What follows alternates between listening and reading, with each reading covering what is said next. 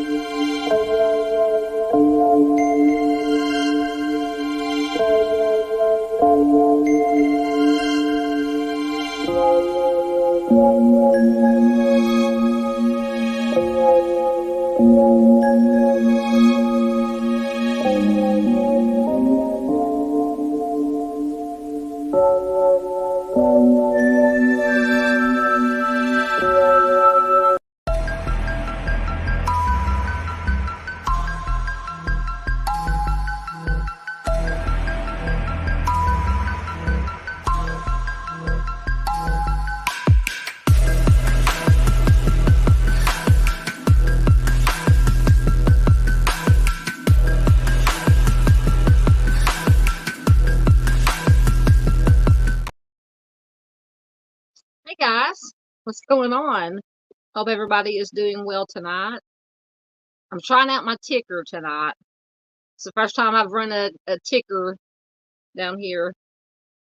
Right below. If it becomes too distracting to me or to anybody here, just let me know and I'll take it off. But I'm gonna try it and see how it works. Dave has been using it on his late night lives that he does. So I just put some information of some things we're going to be talking about tonight. I have a lot of unfortunately more urgent missing persons that I came across while I was on the Google machine researching today and looking for updates about these cases that we've been talking about and for additional information, and also checking all the missing persons sites on Facebook, the pages that I check. But anyway, so if the ticker gets on my nerves or anybody else's nerves, be sure to let me know and I'll take it off because it may get on my nerves. It may distract me. And Lord knows any of you who have watched any of my lives for any length of time knows that I get distracted very easily as it is. But anyway, we will check and see what is going on.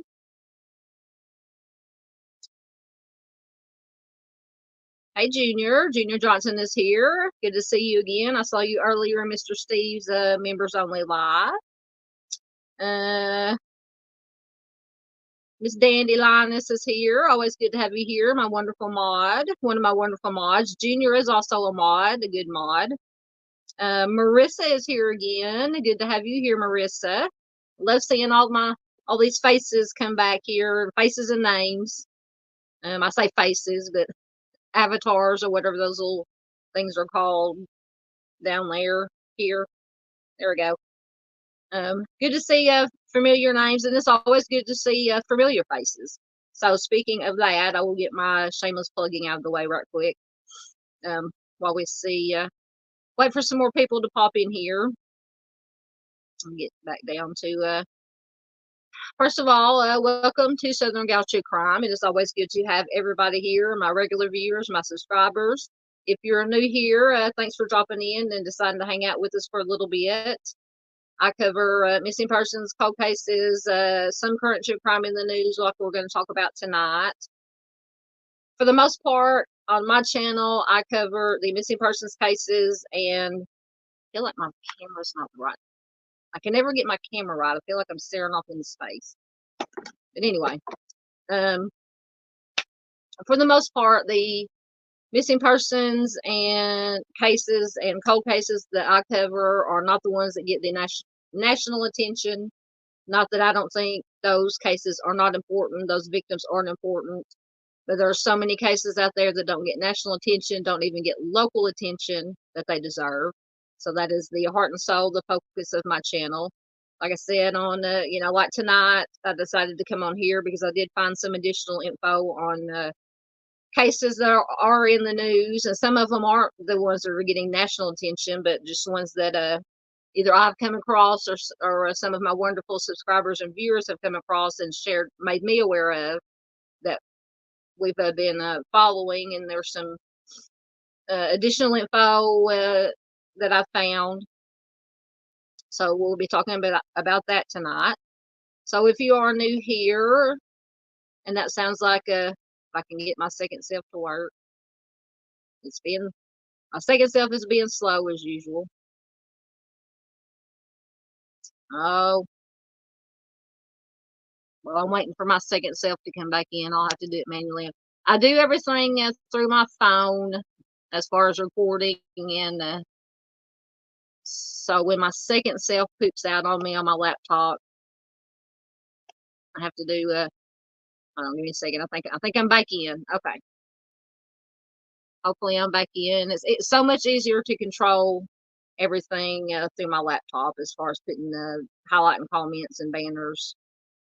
So, as I was saying, there we go. If this is your first time here and I haven't scared you off already, please do consider subscribing. Like, share, comment, all those things help small channels like mine. The YouTube algorithm, or so I've been told and read, pushes it out to more people. That is the most important thing, is to get the information out about the missing persons and cold cases that I share. Get that information out to as many people as possible. You can find me on Facebook. I have a Facebook group and a Facebook page. I do share content in the group and page that I do not put on YouTube. So you can find some new and different content there. If you ever have any questions, comments, or need to contact me for some reason, contact me at the, I'll get better at this, the email address below. Or if you don't want to email me, you can just pop a comment into any of my videos or live streams. I always get notifications if somebody comments on any of my content that's already been posted. If you have a case that is near and dear to your heart, maybe you knew the victim. It happened in your hometown, your home state, or it happened anywhere in the world, not just the United States. If it happened anywhere and you think it does not and has not gotten enough attention, email it to me. The victim's name, the state it comes from, any details you have. Email it to me. I will research it to the best of my ability, and I will feature it as the case of the week, feature in my Missing Person Monday. I will do everything I can here on my little baby channel to bring as much awareness to it as I can. I have also added in more shameless plugging. I do have a second channel, and I've got to start getting over there and doing some more. And I have an idea that I'm going to throw out to you guys. I do have a second channel. It is called Southern Gal Ramblings, because believe it or not, I also do like to talk about things besides true crime, and bringing the most important thing, I want to do is bring awareness to missing persons and cold cases. But when I'm not talking about true crime, I like to talk about other things I'm interested in: movies, music, the paranormal, UFOs, anything weird and creepy. So that is what I put on my Southern Gal Ramblings channel. And I'm thinking about maybe I won't be able to do it every weekend, because I've got so much, try to do everything I can to get as much good content and information. Sorry, my second self is misbehaving.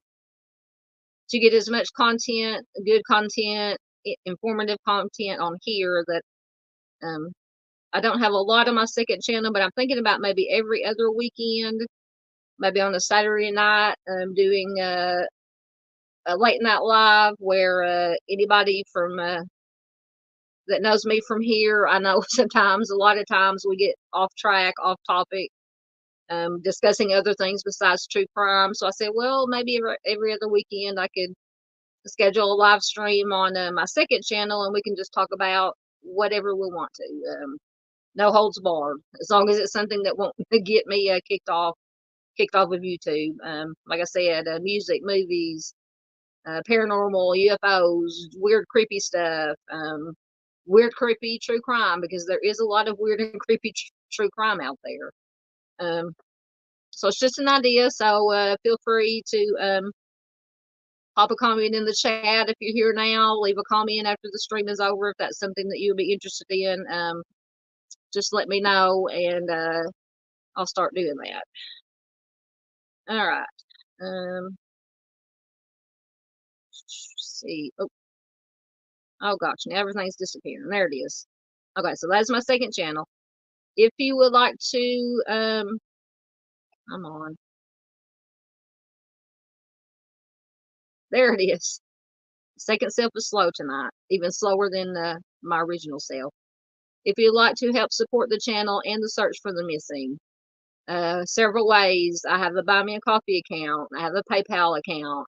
I now have a Venmo account. I have a Southern Gal True Crime merch. I think I did go in. I know I put them all the links to all the ways you can donate. I may have to shut down my second self, guys. All the links, I believe I've already put them in the description box of this video. Oh, I gotta mute my second self. Hopefully I'm not echoing.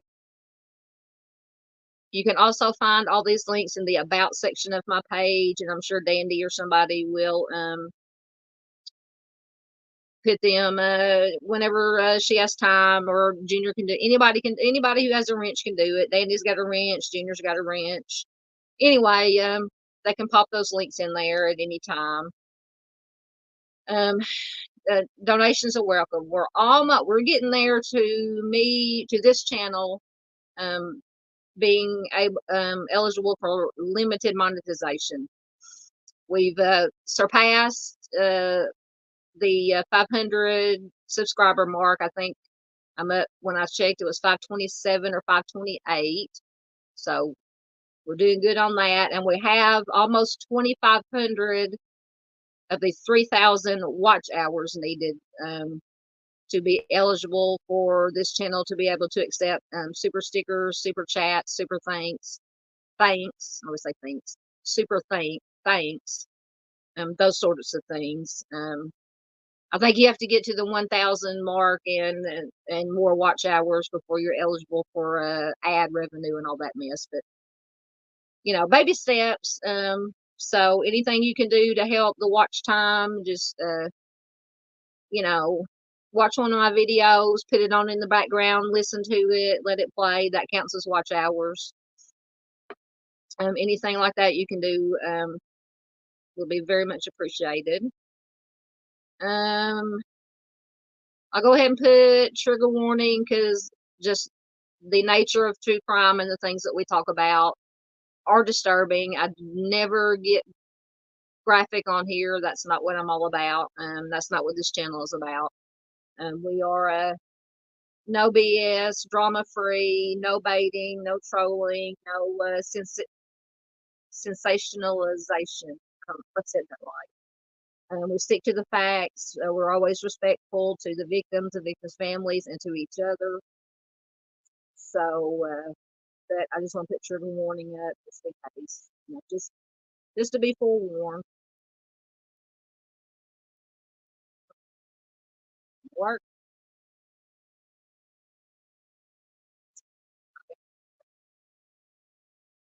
Second self is probably going to keep that.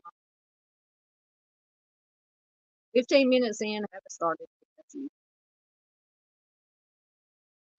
Yeah, my second self just. Okay, so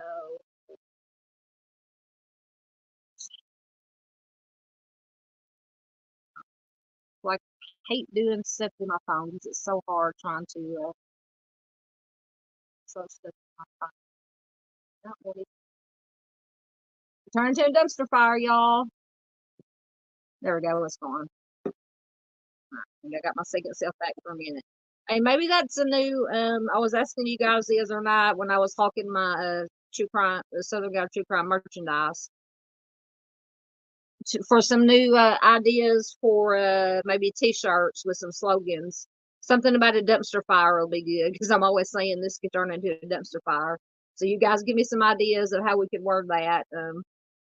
So any other thing that you guys notice that I say a lot? besides it's going to be a dumpster fire, let me know. All right, keep all that comments again. Dandelion says sounds. I'm gonna get myself kicked off. I almost said another bad word. Get myself kicked off of YouTube. Danny Linus says sounds fun. Are you talking about the second channel, the ramblings live streams? I figured you'd be one because I think it's me and you and Mexi and anybody really that just sometimes we'll get off talking off subject, off topic, talking about things not related to true crime, and we get a little goofy. You know,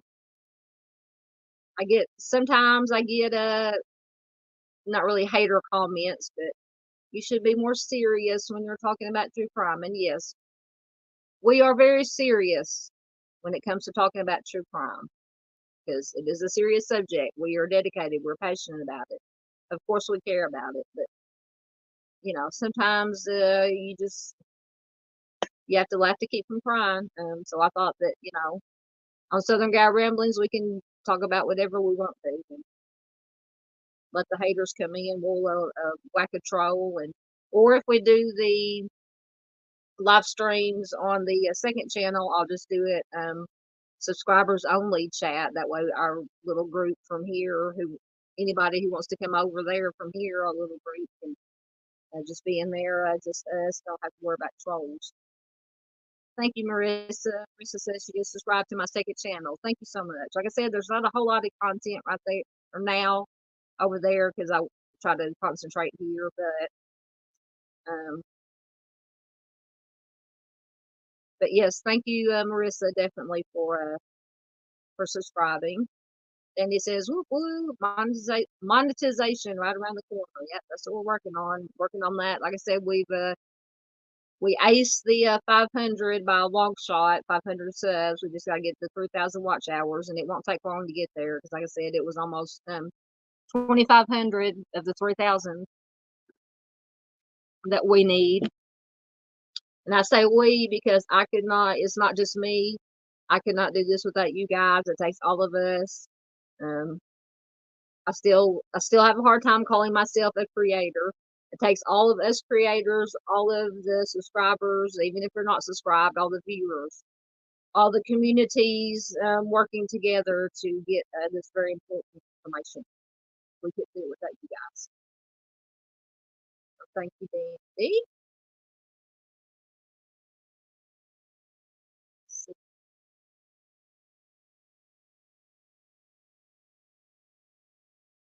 Marissa also says I have been putting it on when I'm walking around and playing all night. You talking about my videos or videos to See, and I'll do that sometimes too. To get up on because I'm unfortunately have to be on replay crew on a lot of lives. I try to catch as many of Mr. Steve's lives as I can to participate in chat and support him live.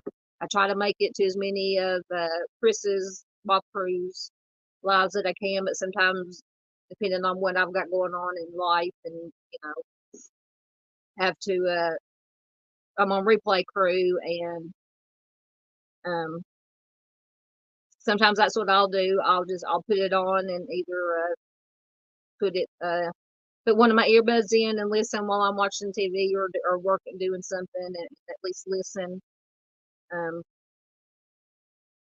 So I can stay caught up, and plus that helps support the other channels. Then put up the trigger warning also, which is not coming up, so my second self is probably fixing this here again. I think I'm out, and I think I was caught up in comments. Let me see if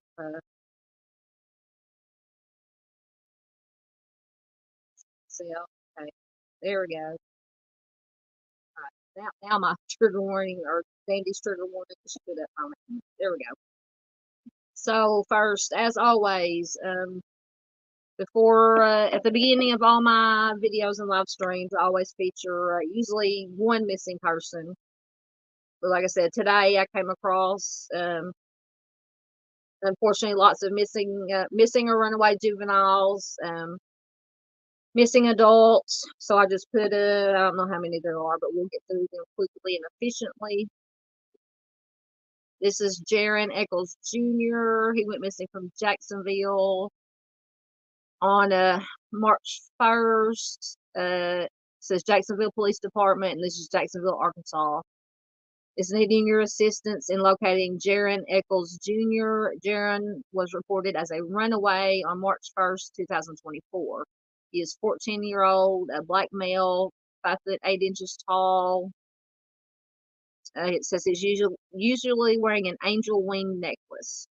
No other clothing description was provided, so if you have any information regarding the whereabouts of Jaron, please contact Detective Dowdy at 501-982-3191, and it gives a reference, a report number. So that is Jaron Eccles Jr. from Arkansas. And I should have put my hair back because I washed it this morning. And with it, we've had rain and more rain coming, so all you ladies out there can relate. I'm bad hair day. But anyway, so that is Jaron Eccles Jr. We have a Audrii Williams. She is missing from the Memphis area. This comes from the Arkansas Justice Project Facebook page, and this is they shared it from family members. It says, please help us find our daughter Audrii Shine Williams. I'm assuming Shine is a nickname, beautiful nickname. And it says, call us at 901-210-6983, 870-824-1012, or 901-240-7716. So Audrii was last seen on Thursday, February 29th in Memphis after an altercation with Cameron Conwell. So apparently Cameron Conwell is her boyfriend. And apparently he was the last person to have seen her. And it says they were frequently seen in the Whitehaven area of Memphis. Now, I've been to Memphis several times. I haven't been in a while, but I'm not familiar exactly where the Whitehaven area of Memphis is. But anybody who happens to be watching now or in a watching replay, please keep your eye out for Audrii Williams or this Cameron Conwell. And if you have any information, you can call any of those numbers that are listed above, or the one on the missing poster is 901-210-6. My eyes are bad. 6983, I believe. So that's probably the Memphis Police Department. All right, next we have another one from Arkansas, from Van Buren. This is Talon Anderson Hall. He is considered a missing or runaway juvenile, 17 years old, 6 foot tall, 130 pounds. He was reported as a runaway on February 29th to the Van Buren Police Department. He was last seen on February 29th around 7 p.m. wearing a red shirt, black ripped pants, and blue and white Nike shoes. It says that he could be in the Fort Smith area, which Fort Smith is in the western part. It's on the right close to the Oklahoma-Arkansas line. So if anyone has information on Talon's whereabouts, please contact Corporal J. Hernandez at 479-471-5057.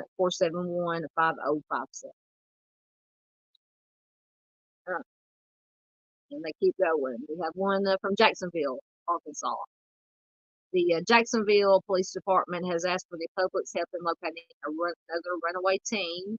15-year-old Kirsten Farmer was reported as a runaway on March 4th. So it's today, the 6th. So about 2 days ago, she was reported missing as a runaway. She is biracial, 5'4", around 185 pounds, with dark hair and eyes.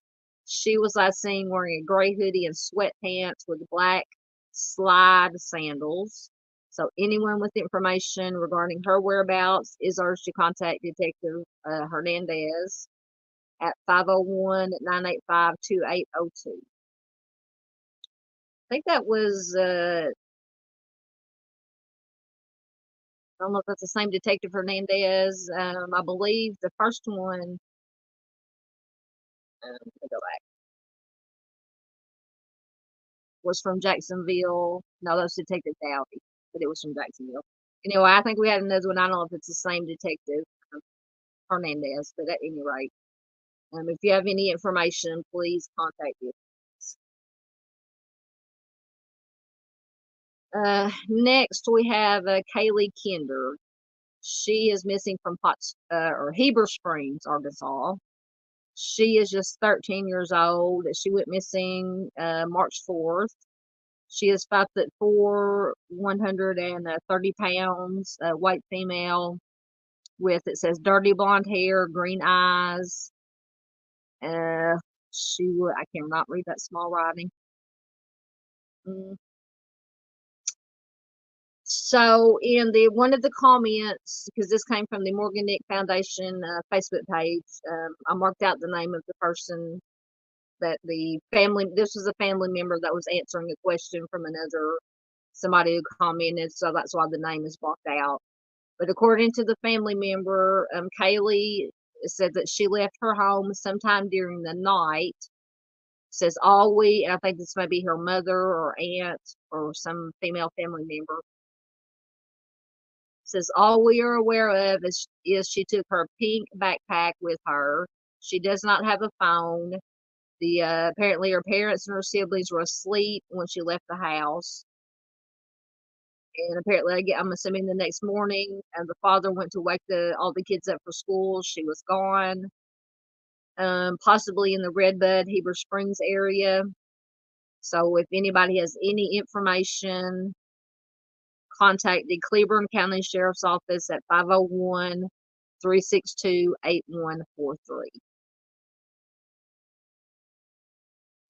Oh, excellent. Marissa's on it. Marissa says Kaylee Kinder has been found. Excellent. I didn't, I did all this, put all the slideshow together this morning. Excellent, excellent. Thank you, Marissa. I don't know if you went and researched it, but thank you for letting me know that. Kaylee Kinder has been found. That is always good to hear.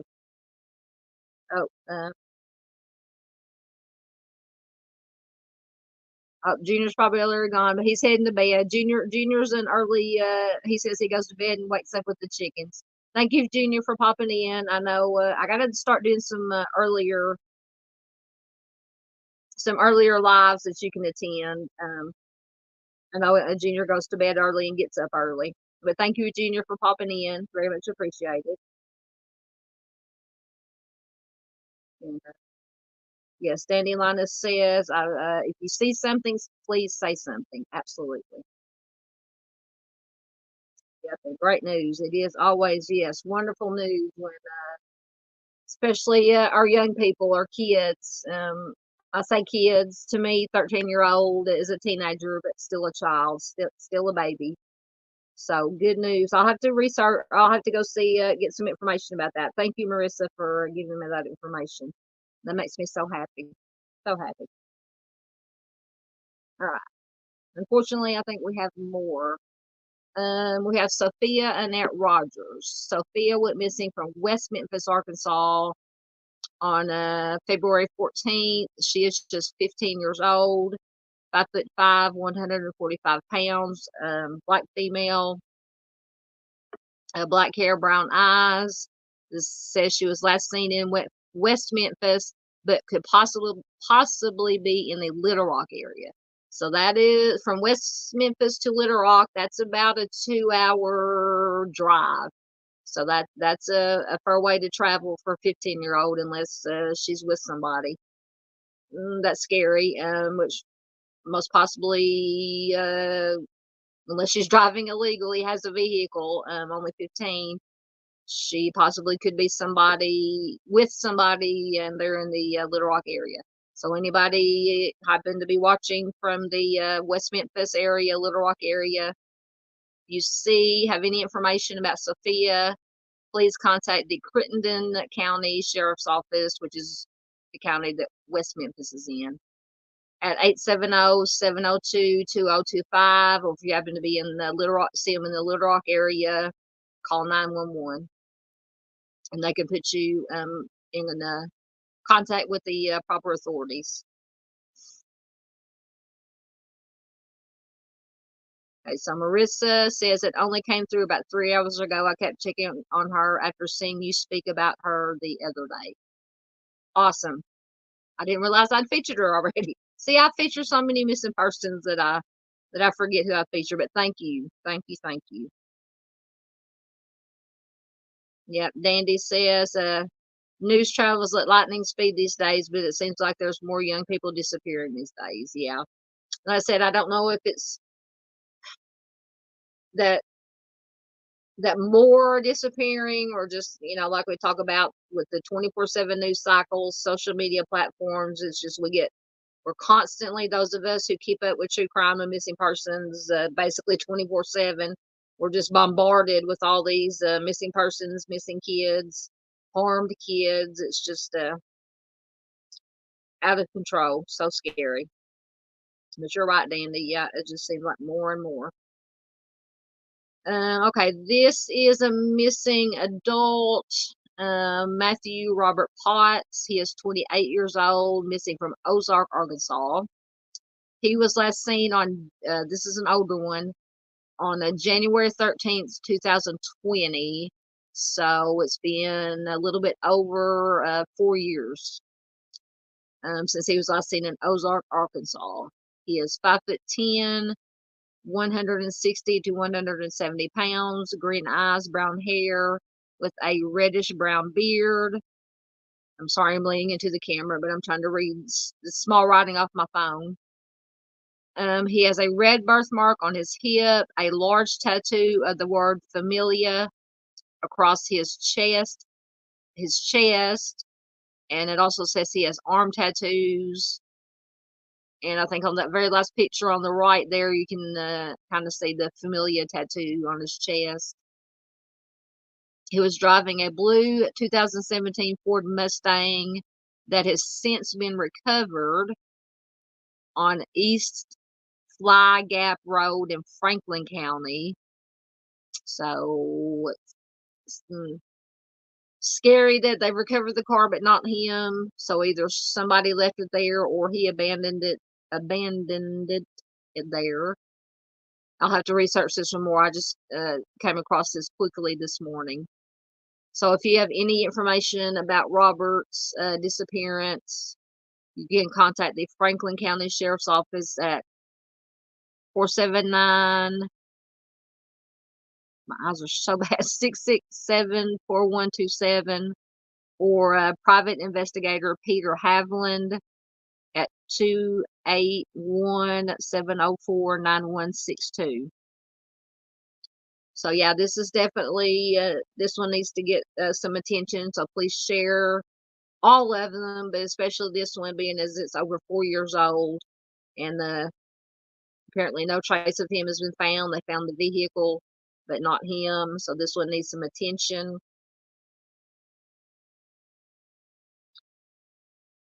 Oh, okay, I think we made it through all the missing people. It's a lot.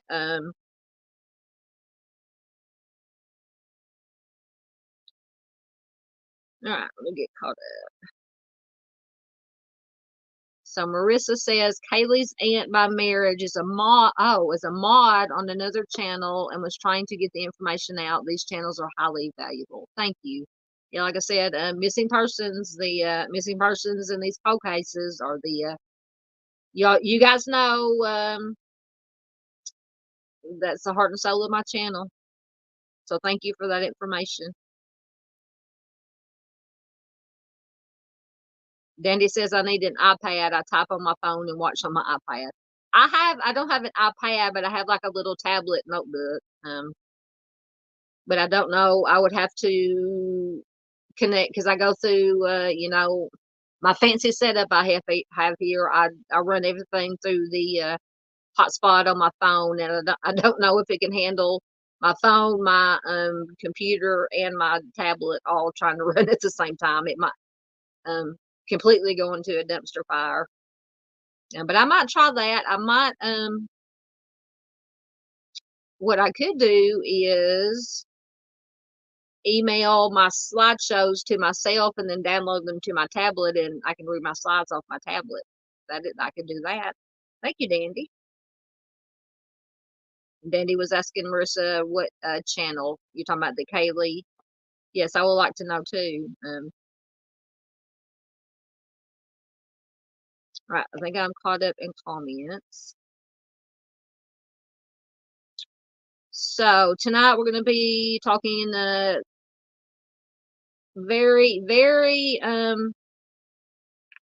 disturbing information about Laken Riley. We in the last live stream, which I think was, what was it, last night, guys, the night before, whenever it was, the last 3 hour live stream. This one is not going to be that long. I'm hoping to be through by about, I don't know, probably about 10 o'clock or later, but on this one, if I don't stop babbling and get going. But we had been talking about Laken Riley and everything that is his name, Jose Ibarra, the her alleged offender, all the things that he had been charged with, and one of the things that he was charged with was how they put it, hindering. And let me get the well, I don't know what my first, anyway, one of the things he had been charged with was something about hindering or preventing someone from making or completing a 911 call. I found this article, and apparently she was had connected to 911, was making a 911 call. And by the way this article was worded, unless I read it wrong, I'm going to read the article to you guys. It sounds like, by the way it was worded, that maybe her homicide may have been captured on this 911 call, which is, on one hand, it is horrible, and hope to God that it does not get accidentally leaked out to anybody. But on the other hand, if, once again, we have to say alleged, if Ibarra is the offender, very good evidence, or good evidence, or at least some kind of evidence that can be used in court. But yeah, but just from the way it was worded, it just made it sound like that what happened to her was possibly captured, recorded on this 911 call. So we'll be talking about that. I have the picture of the alleged offender in the E'minie Hughes case, the 12-year-old who went missing from Texas, who was found safe, thank goodness. Apparently there, and I'm probably behind on this, have a car of interest in the Elijah Vu case that they are asking people to look for on a security footage. A little bit on Sebastian Rogers. That case, I go back and forth on that case about lots of weird stuff in Sebastian's case.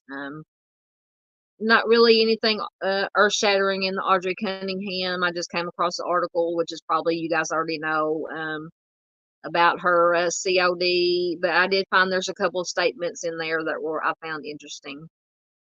A little bit about Madeline Soto. Apparently, we all know about one thing we're going to talk about in her case is this leaked picture by the sheriff that Dandy or Mexie or whoever, all you guys were telling me about on the last live stream, and the selfie that one of the other deputies took with that offender in that case. But apparently they have, all this horrible stuff was on the phone, and apparently they've gone back and they think that she may have been, most likely have been, allegedly being mistreated, things happening to her as far back as 2 years ago when she was 11, according to what they have found on his phone. So that's horrible. I have an article about that. And then 4 arrests apparently have been made in this Long Island body parts case. So we'll have a little bit about that. So I will stop babbling now and get to it. I'm down to one viewer. So anyway, that's okay. If one is here, I will talk all night. No, not all night tonight, hopefully, but watch and replay. Thank you for anybody watching on replay. That is just as good.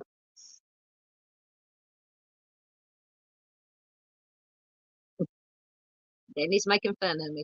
Danny says, I forget you have an Arkansas swamp signal. I do not live in the swamp. Don't make me start talking about alligators again, because I know you are, we were talking about when we went off the rails on one of the late nights the other night. We were talking about all the critters we have here, and Mind of Monsters was here, all the critters and here in Arkansas and in Florida. I do have a creek that runs on our land, but it's, way back in the woods, so it's not close. But anyway, I get you. I get you, Dandy. I see you. Yes, Dandy says I read that. She was on the phone with 911 during the crime. Prayers to her family. Yes. And Marissa says, pretty sure it was the True Crime Cafe. I've heard of that one. I've got to check that one out. Says I'm not a sub. I searched her name and he was live talking about Kaylee and her aunt was answering questions. Awesome. I will definitely have to check that out. So True Crime Cafe. Thank you. And I don't know where. Oh, Dandy's back. Marissa asked where Dandy went. She's there. She's back. She went to sub to Dago. Am I saying that right? Dago, Doggo. I have to go. Is that another channel? I have to go check it out and sub. Okay. Since I'm running off everybody already, we will see. Okay, so this is in the E'minie Hughes case, the 12-year-old that went missing. Thankfully, she was found safe. She went missing from Houston, Texas. She was found over 70 miles away in Columbus, Texas. This is the alleged offender or person who either most likely lured her from this app. I won't get started again on the app again. On this dating app that she was on. He has been arrested. Says on March 1st, about 12:40 p.m., the Columbus Police Department was advised that a 12-year-old female who is E'minie Hughes who an Amber Alert had been issued for was possibly in the city limits of Columbus, Texas. Columbus police attempted to detain Sertarian Preston, who is pictured there on the left, 27, of Houston, Texas, in reference to having possession of the missing juvenile. So they were saying she was with him, whether willingly or not. Preston attempted to flee police custody, but he was captured and arrested. He was charged with evading arrest and taken to the Colorado County Detention Facility. Further charges are pending. Hold on, I lost my place. Further charges are pending. Further investigation by the FBI. So apparently the FBI is looking into this. The missing juvenile's identity was confirmed, that it was E'minie Hughes, and she was taken to the hospital for evaluation. As far as I know, physically she is okay. Hopefully, mentally she's okay. But there was the strong suspicion by law enforcement that, at the very least, this alleged offender pictured here had lured her via this app to do what a predator does, and or both, also traffic her or attempt to traffic her. But thankfully, like I said, she has been found safe. He is under or in jail, charged with evading, with hopefully, if he is the offender or whatever he was going to do, whatever they can prove, hopefully further other charges will be filed in the future. So once again, we'll definitely keep up with this one.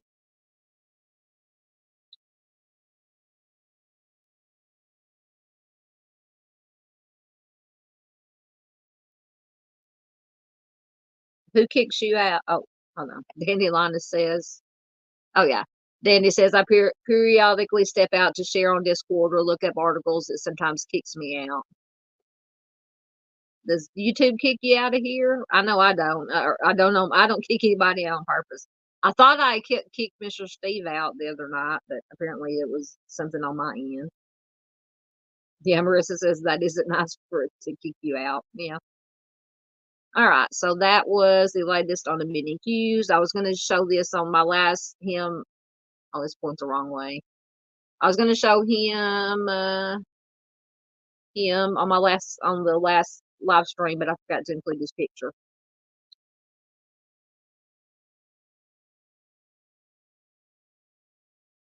Okay, so that was E'minie Hughes. So now we're going to talk about Sebastian Rogers. The missing 15-year-old from Tennessee. He has autism. He has been missing. Let me find the article. Hopefully it won't take. Oh, that's coming right up. I probably shouldn't have said anything. So this is from the Tennessean website, Tennessean.com. And it is from the 4th, which was, I keep forgetting what today is, 6th, a couple of days ago. And it says Tennessee Amber Alerts, Sumner County, which Sumner County in Tennessee, officials have scaled back search for missing boy as parents speak. And I was going to, because everybody's been talking about this interview that his parents gave, and was giving off some kind of weird vibes and maybe some discrepancies in their story. And I found the uninterrupted 5-minute interview. Luckily I remembered to bookmark it on my phone, I believe. And I was going to, because I have to screen record it from my phone and then download it and share videos that way, because as Dandy said, my swamp Arkansas cell service will definitely not let me play a video by sharing a screen. It'll barely, every once in a while it'll let me share a screen to share an article, but not very often. But anyway, I will have that Friday. We will Saturday, and we will take a look at that interview and discuss it. So back to this article from March 4th. It says a family of Sebastian Wayne and Drake Rogers, the missing 15-year-old boy last seen at his family home in Hendersonville 8 days ago, is speaking out on social media as Sumner County officials announced Monday that they were scaling back search and rescue efforts. So we also, or I think I brought it up, I was wondering, because I'd read in a couple of different places, articles, that they were scaling back this search effort. They were still searching, but they were scaling back the search effort and kind of moving into an investigative phase. And I wonder what they mean by investigative phase. Have they found some kind of evidence or information or something to lead them to believe that he's either been kidnapped, something happened to him at his home or around his home in the neighborhood, not necessarily by his family, somebody in the neighborhood, somebody who, a stranger abduction.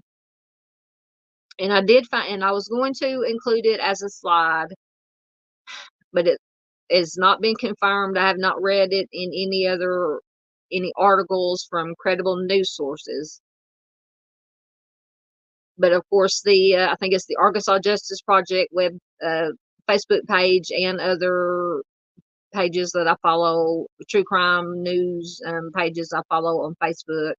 One of them said that it was now a criminal investigation. Now, once again, I did not include that on the slide because, like I said, it has not been confirmed. So if it's a criminal investigation, which like I said, take that with a grain of salt. That's just what was reported on either Arkansas Justice Project or one of the other Facebook pages. But it has only been referred to as a shifting to an investigation on credible news sources. I still question why they say investigation. I just still have that nagging feeling that they know. Of course, obviously, they know more than we do. But I still think with that statement that possibly they've got some kind of information or evidence or seen something on video camera, even though they're still saying that he has not shown up still on any surveillance video that they have looked at. So it's a very sad, confounding, confusing case. But anyway, they say we've conducted an extensive and exhaustive search around the home looking for any evidence, any trace of Sebastian. And this was according to Sumner County Sheriff Chief Deputy Eric Craddock. At this time, the decision has been made to scale back on the ground search operations.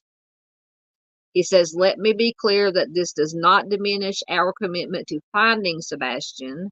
This is simply us transitioning from the ground search to the investigative side. He says, we have no leads, no details to indicate that Sebastian is not alive. SWAT gnats. Officials are maintaining a, quote, planned response in case there are any reported sightings of Sebastian. Meanwhile, Sebastian's mother, Katie Proudfoot, said in a live stream interview Sunday on YouTube that, quote, we love and we want you to come home. The stepfather, Chris Proudfoot, said, quote, it's pretty simple. This boy has a very large family that everybody is asking the question, where are you? We love you. Please come home. The community has been rallying around the family, wearing green, which is apparently Sebastian's favorite color. But despite the rallying cry, as hundreds of community members gather and pray for the 15-year-old the family calls Bubba, officials have been unable to find any trace of Sebastian in the days since his disappearance. Communication with state officials and consultation with experts remains ongoing. This decision does not come lightly, Craddock said, citing the decision to scale back on search efforts. Saying scaling back, when they keep saying they're scaling back on search efforts, that scares me too. Let me know in chat or in replay if I'm just being paranoid, but it says a local fire station will continue to hold the command post for the search and rescue operation, though it will no longer be manned 24/7. According to Sumner County Emergency Management Director Ken Widener, K-9 units in the area, along with officers on patrol and search and rescue officials, will be ready to dispatch should officials receive information on Sebastian's whereabouts. Any tips we get, we will reactivate to the level we need to respond with, Widener explained. Officials from as far away as Knox County have come to aid local agencies in the search for the missing boy. Craddock noted, if there was a resource we thought could help locate Sebastian, we have used it. Officials with the Tennessee Wildlife Resources Agency, or here we call it the Arkansas Game and Fish, have recently joined in the search effort. Officers in Region 2 have been coordinating directly with Sumner County Emergency Management Association to search along waterways and wooded areas. And through it all, Sumner officials have continually asked area residents to search their properties and surveillance and trail cameras. Footage of note will have been shot between February 25th and February 26th. And then Craddock says no detail is too small. So as Daddy said earlier, if you see something, say something. So if you see something, if you're in that area, you see something on your video surveillance that doesn't look right to you, no matter how small it is, let the officials know. It says we believe even the smallest detail could be the key to locating Sebastian. A recent statement from the sheriff's office said, noting that any movements, vehicles, or individuals captured during that time could aid investigators and should be shared. So statements like that make me think that they have a vehicle or an individual that maybe the vehicle shouldn't have been in, was strange to the neighborhood. Somebody that saw maybe walking in the neighborhood shouldn't, a stranger in the neighborhood. This is just speculation, theorizing on my part. But when asked whether Sebastian had special interests like trains, parks, a school bus route he may be familiar with, Chris and Katie, his mother and stepfather, said on the live stream that he loves playgrounds and may have fidget toys or fidgets like paper clips, pennies, and Legos. Once again, he is autistic. So things like that. Autistic children, or I say it's children, 15 years old. To me, that's a child. I have a very good friend who has an autistic 17-year-old son. And he likes things that he can fidget with. It also says he's an avid Minecraft player. They say the stepfather, Chris, says he's goofiest and has the quirkiest smile in the world. He loves to dance. He says that boy will dance his tail off. His stepfather noted that Sebastian is socially awkward and has a couple of friends at school. He said that Sebastian often asks for friends. This breaks my heart. He said Sebastian often asks for friends as birthday and Christmas gifts. Oh my goodness. Scary too, because Chris, the stepfather, says that is potentially dangerous because they could open up doors for somebody to say, hey, I'll be your friend, and potentially cause harm. So maybe they think that is what happened. Although they said when he plays Minecraft, because I've had my nephew when he was younger played Minecraft all the time. You can get on certain sites and play Minecraft with others and communicate with others. Once again, these predators use these gaming sites to operate into. But they said when Sebastian was playing Minecraft, that it was not online with others. It was by himself. But at any rate, as a stepfather, Chris Proudfoot said he is, quote, strict and does not allow Sebastian to use social media or an unmonitored phone. The family said on the live stream they have been harassed on social media, especially Chris, who said people have been critical of him because apparently he's involved in a custody battle in another state. That is the first I've heard about that. So if anybody watching chat or replay, I'm gonna has any information about that. I have not heard that. It says what is factual is the father, the mother, and myself have been extremely cooperative. We have been vetted. We have been checked out. We have, sorry, the page jumped. We have been questioned and everything of that nature, and literally have been cleared. There's no wrongdoing. There's no negative input from the parents or any of the family. Sorry. It says nobody will wish what they're going through on anyone, he added. Absolutely. The search is continuing as Sebastian remains missing for more than a week after the family said he left their home. Homeowners interested in sharing their video surveillance clips in a bid to help in this case can register at sumnercounty.gov FUSUSregistry.com. Officials ask that registered users send an email. Sorry, this page is wanting to shut down. Should send an email to B. Carter. Oh, my goodness. At sumnersheriff.com or call 615-442-1865 so law enforcement can physically retrieve the footage. Officials also ask that residents continue thorough searches of their properties, including places where a child might seek shelter or could accidentally become trapped, such as any outside sheds, outbuildings.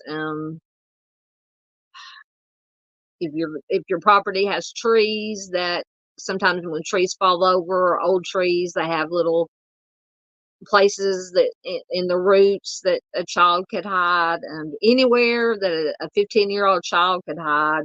Basically, they're saying, please look. And anyone with information on Sebastian's whereabouts is encouraged to contact Sumner County Sheriff's Office Detective Carter at 615-442-1865 or B. Carter at sumnersheriff.com. Tips can be provided to the Sumner County Emergency Communications at 615-451-3838 or 1-800-TBI-FIND, FIND.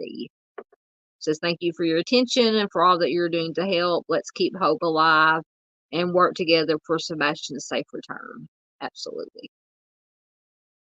And I do have another article I found about Sebastian that I thought was very, sorry, hold on. I'm going to turn off, hold on. I got to turn off my camera and my mic for 1 second. I promise I'll be back, hopefully.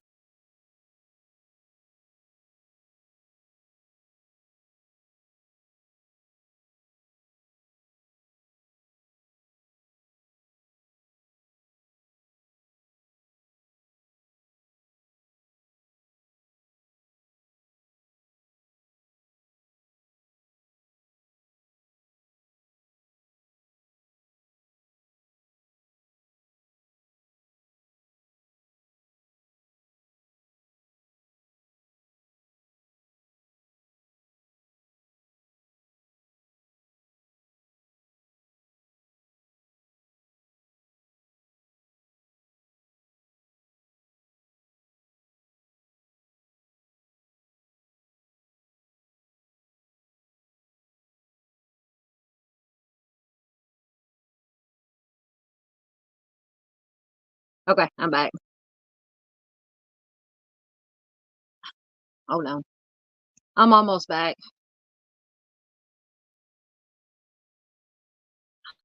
Oh,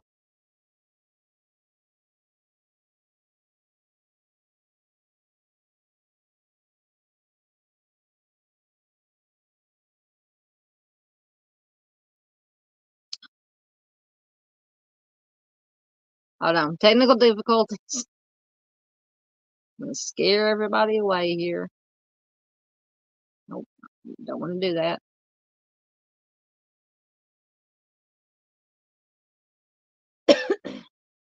For some reason, my slides are not wanting to. Anyway, sorry. Allergy season is here. I had to blow my nose. I didn't want to do it on camera. I apologize for that. All right. Let me get caught up in comments as usual. Excuse me.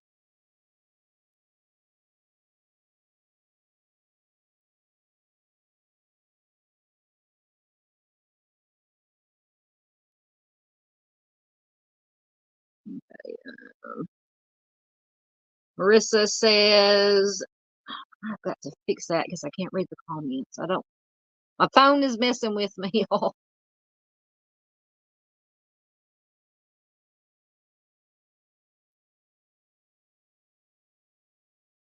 There we go. Now it's fixed. Okay.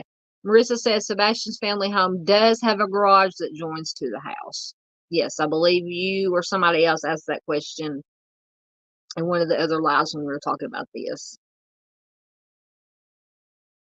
Dandy with the information. Dandy says Monday was the 4th. They now suspect foul play with Sebastian. Okay. And I think in one of the comments on down, you put a link to an article. So maybe I was not wrong in maybe assuming that this whatever Facebook page, law enforcement Facebook page that I saw on Facebook said that it was now being criminally investigated. So I'm going to have to read that article. I think you put in an article to that or something, or look up an article. I'm telling you, I've had, just, and anybody who knows me, who's watched this channel knows that I don't family blame or anything. And it might not be family. It could be somebody in the neighborhood or a stranger, but if it's being investigated criminally, I just had that. It was just weird. The weirdest thing to me is that has so far, as far as we know, that's been released publicly. Law enforcement keeps saying there has been no sign of him on any security surveillance footage within the neighborhood close to his home. The dog, which the dog can be, the dog didn't pick up a scent of him from the house, unless it was just in, like, if he goes out in the yard, just around the yard, but maybe it didn't track a scent to him out of their yard and within the neighborhood. To me, that was a little strange. Strange that the comment was made that he was supposedly went to bed and was gone the next morning, but then the mother or somebody said that, or it was reported, whoever reported it, that he was last seen wearing all black and carrying a flashlight going out the door. So which is it? Is it he went to bed and they found him gone the next morning, or somebody saw him going out the door wearing all black with a flashlight? And like Mr. Steve brought up, it would be helpful to know if it was common or uncommon. It goes to victimology, whether him dressing all in black and going outside in the flashlight, maybe just in their yard, if that's something that he normally does on a regular basis as part of, his playing or activities, then that would not be odd. But if it's something that he didn't do, that will be something to look at. But that's just my little bit of educated things that I've learned about looking at victimology. What questions do you ask when you're looking at the victim? So Marissa says his mother said he is high functioning autistic, so I have no doubt he could be connected to the internet without his mother or stepfather knowing. Excellent point. See, that's another thing I hadn't read was how was he, high functioning, low functioning, where on the spectrum was he? So it's entirely possible that he was, if he was high functioning, that he could be on the internet without his parents knowing. And once again, a predator could have lured him out somewhere. So scary. I'm the more this case goes on, obviously I'm getting more and more of a bad feeling about this one.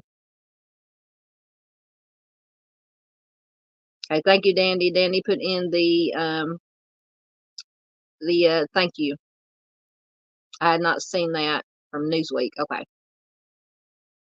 When I go back, because I'm with my OCD, usually at some point I go back and watch my live streams, and I'll watch it on my computer and my laptop with the live chat, so I can click on that article and read it. Or if it's from Newsweek, I can remember. If I can remember, it comes from Newsweek and look it up.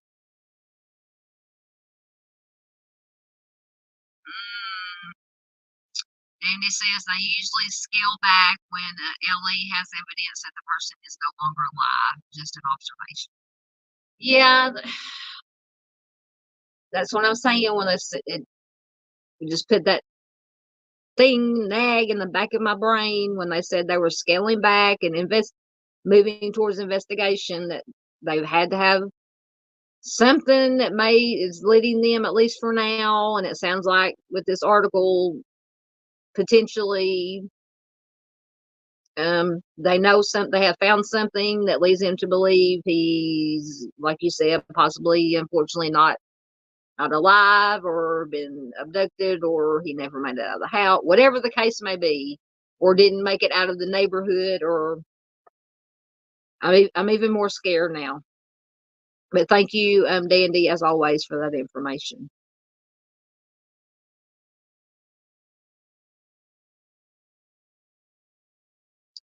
Dandy says, as parents, we need to do a better job of teaching our children the dangers of the internet. Our children are vulnerable and easy prey. Absolutely.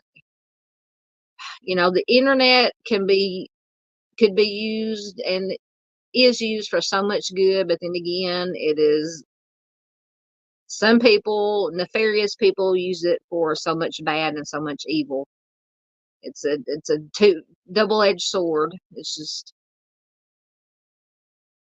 but like I said, like you said, we have to teach our children the dangers. Now, whether or not the children will listen, that's a different thing. But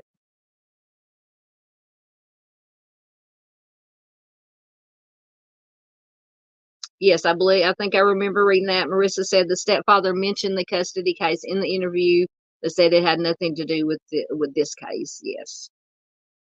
And like I said, I'm not saying that the mom and the stepdad had anything to do with it. It could be a stranger. It could be someone within the family circle of friends, someone in the neighborhood. It could be a stranger. It could be somebody, if he had snuck online without the parents knowing. It could be a predator that lured him out.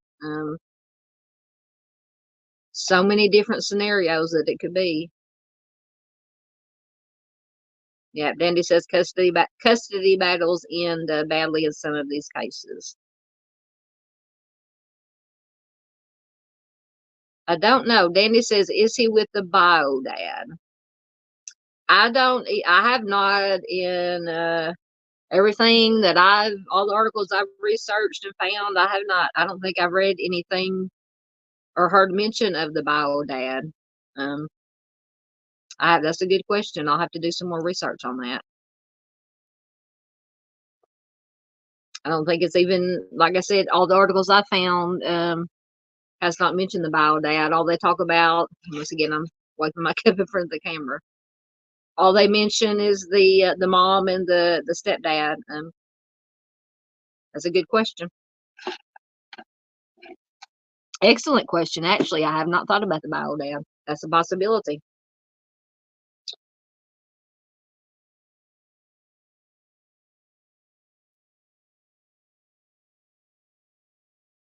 Yes, Marissa says, I saw their children from he's been married a lot, his fifth marriage, and people are really overstepping the sleuthing. Yes.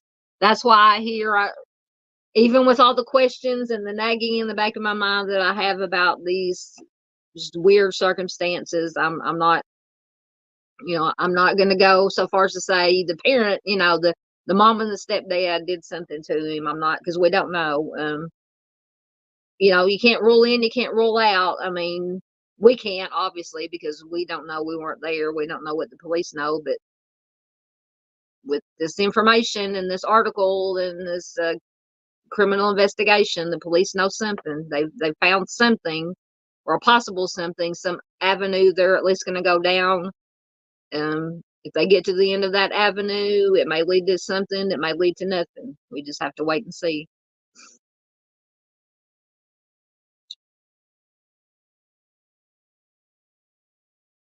Dundee says, whose fifth marriage? Is it the bio? Oh, I don't know.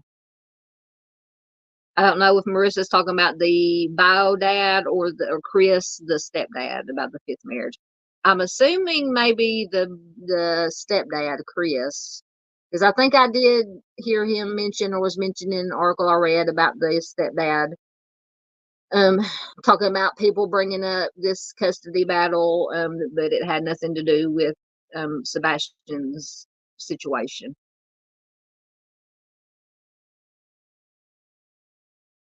Yes, Marissa says the bio dad has given a phone interview and has been out searching. So the stepfathers. So the stepfather is the one with the custody with the five marriages or 5 kids or whatever it was.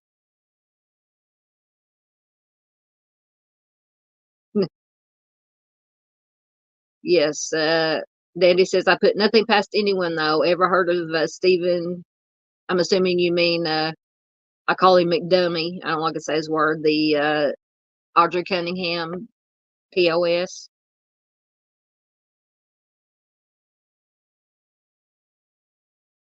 See, I think I read some that too. Marissa said unconfirmed source his bio dad is law enforcement. That sounds familiar. That sounds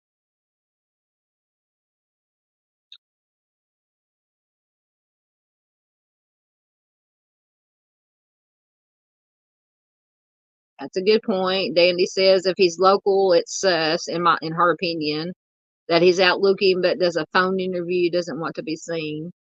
That's a good point. That's a fair point. Yeah, absolutely. Dandy says she's not pointing fingers, just thinking. Yeah, it's food for thought.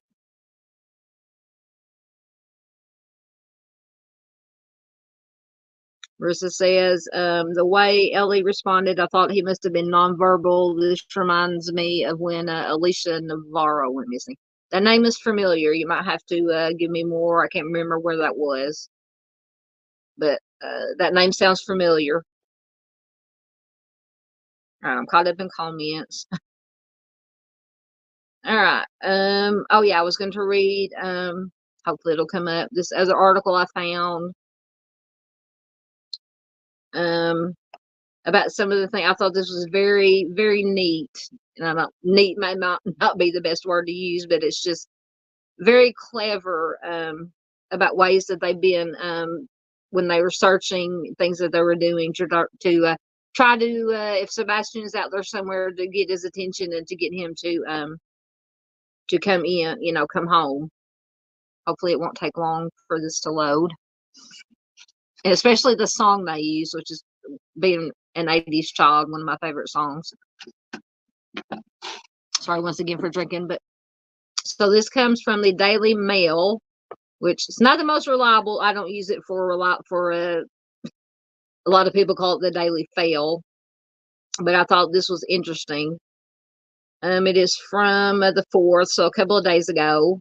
And it says Tennessee cops searching for missing autistic boy Sebastian Rogers blast "Eye of the Tiger," the song, into the woods a week after he vanished from his bed. So it says Sebastian Rogers, 15, left his family house with a flashlight on February 26th. And Tennessee state troopers used a drone to blast the song "Eye of the Tiger" to message him.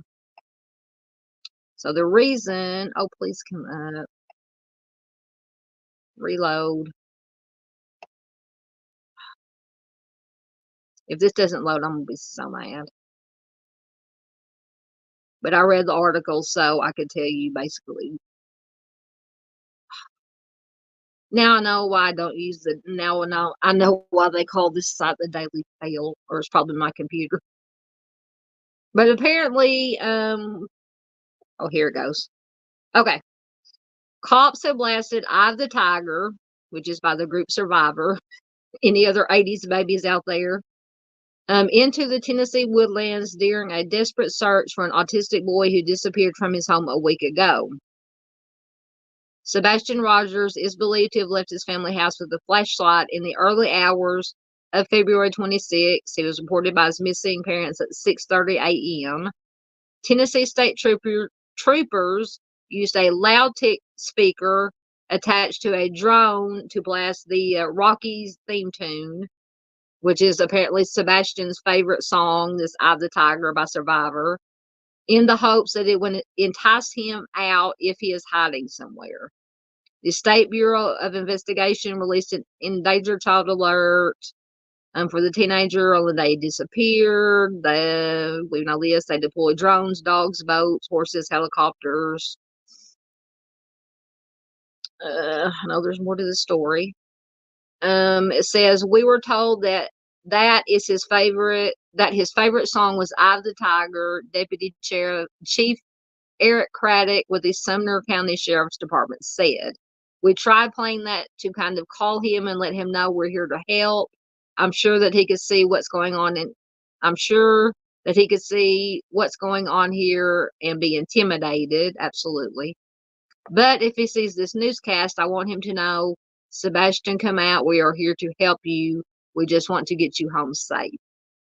It says we have no leads, no details to indicate that Sebastian is not alive. We know that. They're scaling back the search. And once again, they say, quote, transition to the investigative side. He says, we have consulted with experts in search and rescue, and they say, quote, you've done everything you can do. Says that Sebastian is believed to be wearing glasses with a black sweatshirt and sweatpants. We know all that. Police have asked locals to check properties, including crawl spaces, sheds, small areas, other locations where a child might be hiding. They include hundreds of trained search team members have come 2,000 miles. That's a lot of miles. On foot throughout Hendersonville. They include mountain experts who have been checking nearby caverns, according to Ken Widener, director of Sumner County Emergency Management. Yesterday, we had a group from East Tennessee come in, and they are mountainous experts, and they do caves, so they're searching caves. So any cave that we've marked, we've had them in those caves. Late last week, Craddock said they were, quote, operating under the assumption that Sebastian walked off, adding that his family has been cooperating. And I think that was the end of that. But I just thought it was very neat, a very good idea to play this "Eye of the Tiger." Apparently, is his favorite song. To try to, it would be something familiar to him, something comforting to him, something he would easily recognize and say, "Hey, somebody is trying to help me." I just thought that was a very neat, very good idea that they did. But you guys here in chat or in replay, let me know what you guys think about that. Now, I've heard in like wartime situations, if they're trying to get bad guys out of places, they would. It was in one of the, not to get into any political war stuff, but in one of the wartime situations when they were trying to get the bad guys out of somewhere, they set up these big speakers and played this blasted this loud heavy metal music, which wouldn't bother me because I like loud heavy metal music, so I would have been jamming to it. But anyway, but yeah, just using this song, "Eye of the Tiger," thought that was a really, really good idea. Neat idea. All right, let me see if anybody snuck in while I've been reading.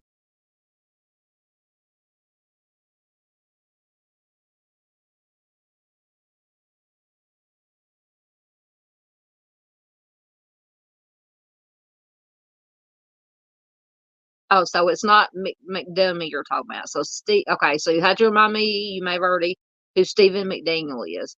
So Dandy says Stephen McDaniel was doing a live interview about his lady neighbor being gone, and they found her during the interview, and he did it. Oh, well. Stephen McDaniel, that name is familiar, but like I said, all the mental sticky notes of all these cases I've got in my head.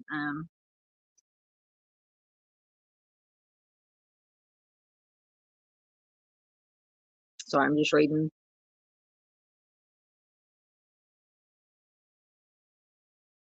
So now I'm really confused. Okay, so now Marissa says Alicia left her Glendale, Arizona home in 2019 at age of 14. And okay, this sounds familiar, and walked into a police station in July of 2023. That, once again, that's very familiar, but I'll have to, y'all can refresh my memory. Hey, y'all, Mind the Monsters is here. Hey, Mom, how are you doing? Good to have you here. get some more people are popping in. I know that Mr. Steve, after he did his sorry, I'm trying to get my my slippers off my feet, stretch my toes some. It's very rainy here. I'm an old woman. My arthritis is bad, so whenever the rain comes in, all my joints start hurting. Plus I not this past October, but a year ago October, I broke my ankle. So now whenever the rain comes in, it's pain. It pains me. But enough of my problems. Welcome, Minded Monsters. I was saying, I know Mr. Steve said during his Members Only Live earlier that he was going to go be a guest on the Drunk Turkey Show. So a lot of people may be over there watching that. I will have to go watch a replay crew on that one. And then I think some other creators were going on with some Madeline Soto stuff. So we don't have a big crowd here tonight, but that's okay. The ones of us that are here, I'm good with that. People watch on replay. I've checked my analytics, and I've been getting more replay traffic, so that's always good. So welcome, Mom. Good to have you here.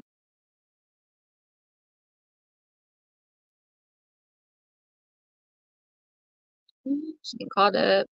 See, I said we was going to be over by 10 o'clock, but we haven't got to. I think we've only made it through. This is the first story.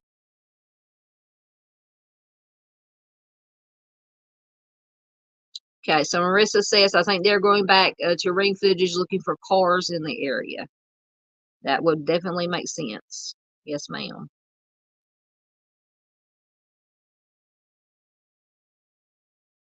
Okay, so Danny said, check her out if you haven't already. Another great advocate for the missing. I missed something. Who are you talking about? Are you talking about my Mind of Monsters? Yes, yes, yeah. Yes, definitely check out Mind of Monsters. Danny's got the link in there. Danny's on it. She's way ahead of me. I'm behind. As usual. Danny always saves my butt. All right, I think I am caught up, so we'll see what we got next. Okay, so get this article loading. This one is, if I'm reading this article correctly, which I will read it and you guys here in chat and replay, and whoever is going to watch replay, let me know. When it gave the charges, as I said earlier, when it gave the charges for Jose Ibarra, I know his last name is Ibarra, and he has a brother, but Ibarra is the last name. That one of the things he'd been charged with, among about all the M's you can be charged with, he's been charged, and it probably says in this article, malice M, first degree M, second degree M, whatever.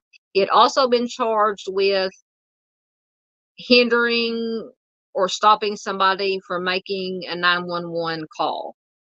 And so we were wondering what that was all about. And I was saying that evidently Laken might have had time to at least try to make a 911 call while she was trying to get away. Didn't know if it went through. Apparently it did. And from the way that this article is worded, like I said, unless I'm just off my rocker, which is entirely possible, and reading it wrong, this article sounds like her passing may have been captured on this 911 call that did go through, which, like I said, it could be good as far as evidence goes, but just horrible that, like, once again, I hope to goodness that it doesn't accidentally get leaked out somewhere. But this article is from WRDW.com. I'm assuming it's a local 1226 news website. It says Laken Riley's phone call 911 during her homicide, officials say. And that's just the headline. Laken Riley's phone called 911 during her homicide. So just maybe I should put up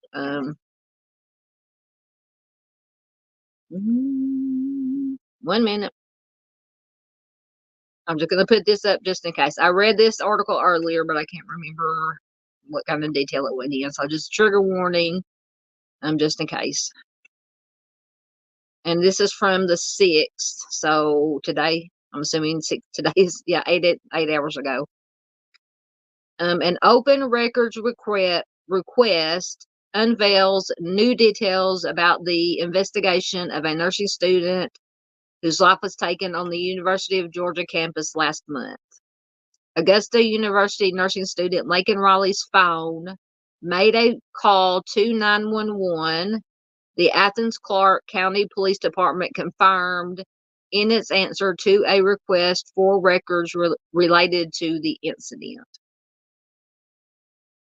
It says, however, the request for the call was declined pursuant to, and it gives a whole bunch of letters and numbers, some law or some whatever, which states that investigators can withhold it when a death is captured on the recording. So that, please guys, let me know. Let me repeat it. It says, however, so this request was made for the recording, but it says the request for the call was declined pursuant to OCGA 50-18-72, a whole bunch of numbers, which states that investigators can withhold it, meaning the call in this case, when a death is captured on the recording.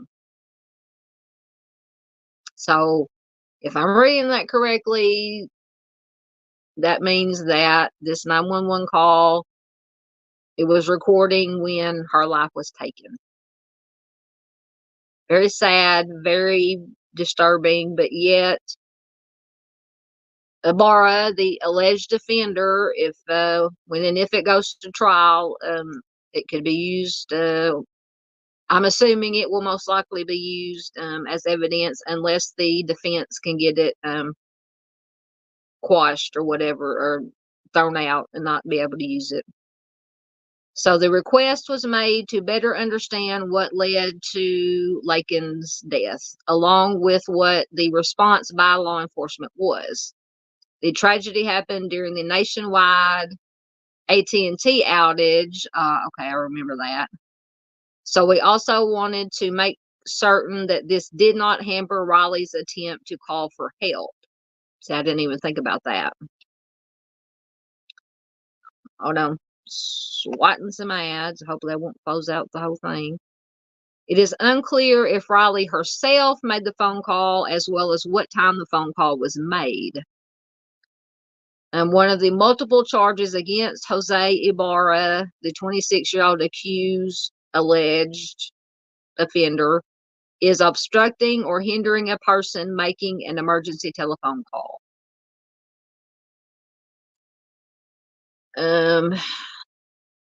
So it just goes back to the circumstances of her, what happened to her. Says she had visible injuries. Her trigger warning, her skull was disfigured by hitting her with an unknown object.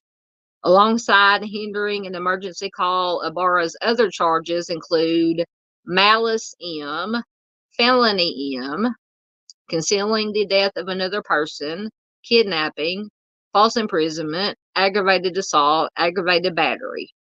And he remains in Clarke County Jail with no bond. In a press conference, UGA Police Chief Jeffrey Clark said Ibarra did not know Riley, and it was an alleged, quote, crime of opportunity. So that is the latest that I found on Laken Riley's case about this phone call, because after the conversations that we had about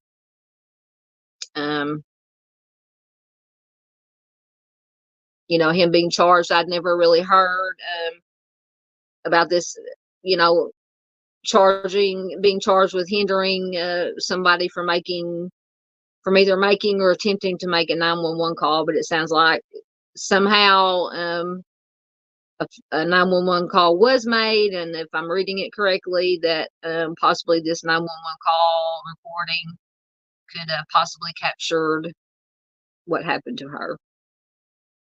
But you guys feel free in chat or in the replay to let me know. Yes, Marissa. Oh, let me take down my banner. Hold on. Where's my? Oh, take it down. Okay, there it goes. Sorry. I'll go back to comments. Yes, Marissa says her family having to listen to that in court will be horrific. Absolutely. Oh, like I said, it's a double-edged sword. Horrible that it was captured, and that, if this goes to court, if the alleged offender, this Audrii guy, if it's can be introduced, and I'm sure, I'm not a legal expert, I'm not a lawyer, but I'm sure unless just, I'm sure it will be introduced into evidence unless the defense can find some reason to convince the judge to not let it be admitted. Yes, it would be horrible, but it also be could also be good evidence. Hello, Michelle C. Michelle C is here. Good to have you here, my dear. Good to see you. It's always good to see Michelle here. I know she pops in from time to time. Yeah. Minda Monster says Dandy is always awesome and savvy. Yes, she is. Dandy is on everything. She can. I think Dandy's a robot or a RoboCop or something, because she can do 20 things at one time. And I'm sitting here just trying to talk and control a computer and almost put everything into the upside down. So kudos to Dandy for everything she does. But welcome, Michelle C. Good to have you here. Good to have everybody here. I know some lurkers are here. Welcome, lurkers. We always welcome our lurkers too. All right, I think I'm caught up in comments, but yeah, just this this telephone 911 call thing. 911 call is disturbing. Yet it could be, like I said, when, if, whatever happens with this case, if it goes to trial, it could be good evidence. So, all right, we'll see what we have next. Little Elijah Vu. And I've got to hurry. We'll try to limit this to at least 2 hours. I was wanting to be done by 10, but that's okay though. This is important information to get out. Okay, so let me find Elijah Vu. So apparently they're looking, and they do have possession. I haven't read a whole lot about this, so you guys might have to fill me in on this too. Apparently they have this car of interest. The police do have it in their possession. I have no clue as to where they got the car from, whose car it is, how they think it's connected to Elijah. I'm just going to read you the article I found earlier today. So there may be some new information about this one. Please let me know if there is. So this comes from Fox 11 News, and it is from about 10:30 Central Time this morning.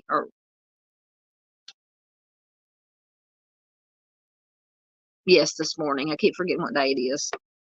It says Elijah Vu search taking its toll on Two Rivers community. It says Two Rivers police clarified a vehicle of interest in the case of missing Elijah Vu is not owned by the child's mother or her boyfriend.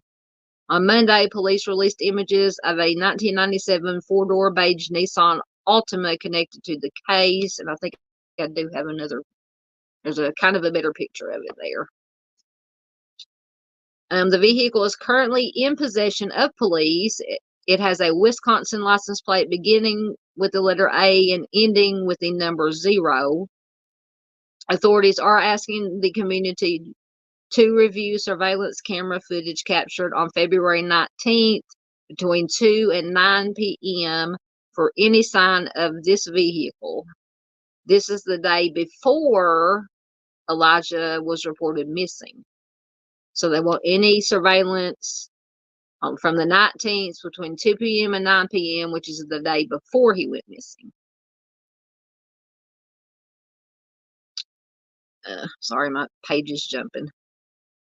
And it says, according to police quoted, it says, our interest, I'm sure, okay, make sure I didn't skip anything. It says, quote, our interest is not with the current owner of the vehicle, only in the camera footage captured on February 19th, 2024, between the hours of 2 p.m. to 9 p.m. And this is according to police put on social media. Police did not reveal any further details on why the vehicle is a part of the investigation. If you have footage of the vehicle, you can, says upload it here. It's got a link in the article. And I have put links to all the articles I'm reading from, all the sources in the description box. So you can go in and read and click on any of these articles. Anyone who experiences, so as it gives a link where you can upload footage to the vehicle, if you have footage of the vehicle. And it says anyone who experiences technical difficulties or does not have access to upload their video can call the tip line at 1-844-267-6648. And it says Fox 11 observed a law enforcement presence Tuesday at the Hope Community Church in Manitowoc. Two Rivers police said they were using the church as a space for operations. Just see if there's any other pertinent information that we don't already know. It's talking about the cost of the search. Cost shouldn't be worrying about the cost of finding this little baby. Buckley, whoever that is, emphasized the importance of finding Elijah and completing the investigation. He also says that more than $5,000 has been raised through donations. And then just goes through everything we've already know about the case. The FBI is offering a $15,000 reward for any information leading to the location and return of Elijah and or the arrest and conviction of the individual or individuals involved in his disappearance. Once again, Elijah has a dark blonde hair, brown eyes, 3 feet tall, 45 pounds. He has a birthmark on his left knee. If you find something you think may be related to the investigation, you're asked to immediately contact the state tip line at 1-844-267-6648 or TR, which I'm assuming is Twin Rivers PD, at 1-920-686-7200. So that is the latest. Now, somebody may have, there may be more detailed information that I didn't find about this car that they're looking for or they have in possession and why it is, how it is connected to Elijah's case.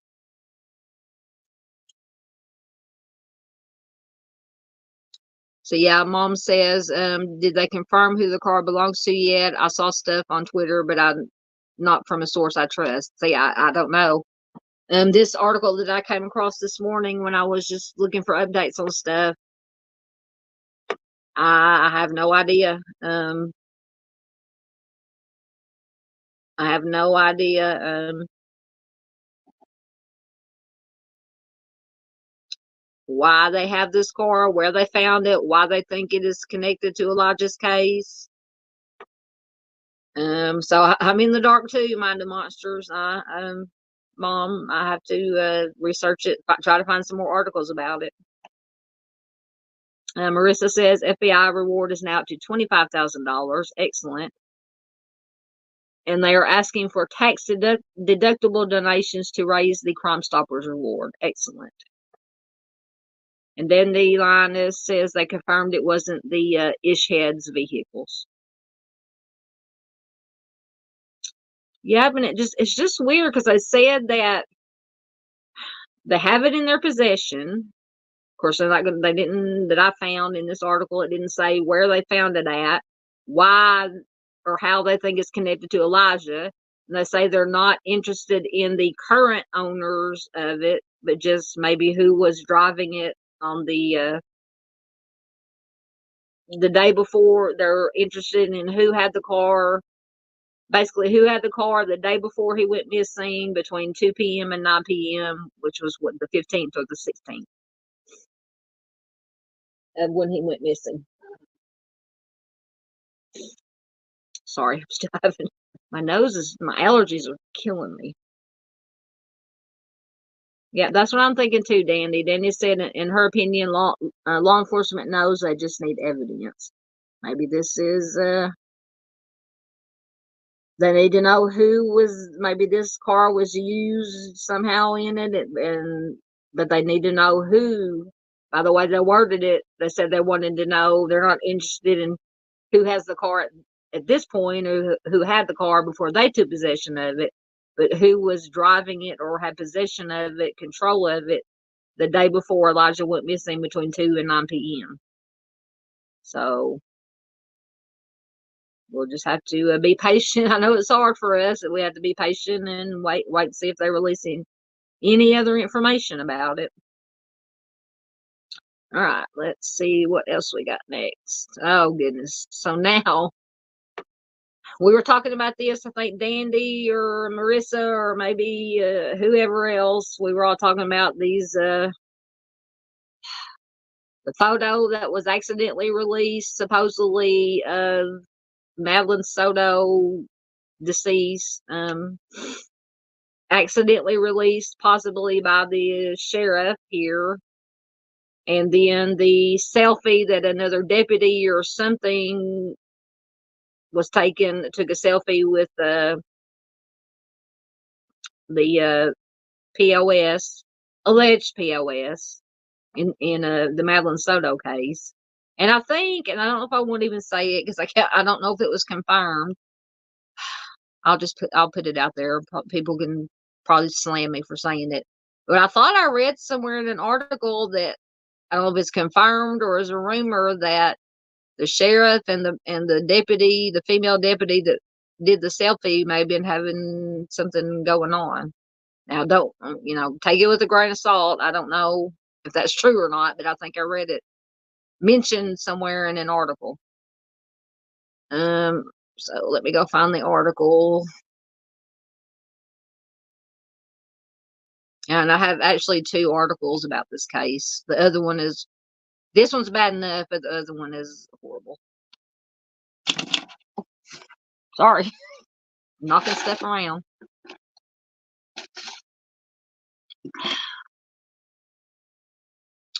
So this is from, and I hope it'll let me read it. I hope it's not one of those that I have to, from the Orlando Sentinel, and it is from yesterday. This is Osceola sheriff apologizes after posting photo of body on Instagram.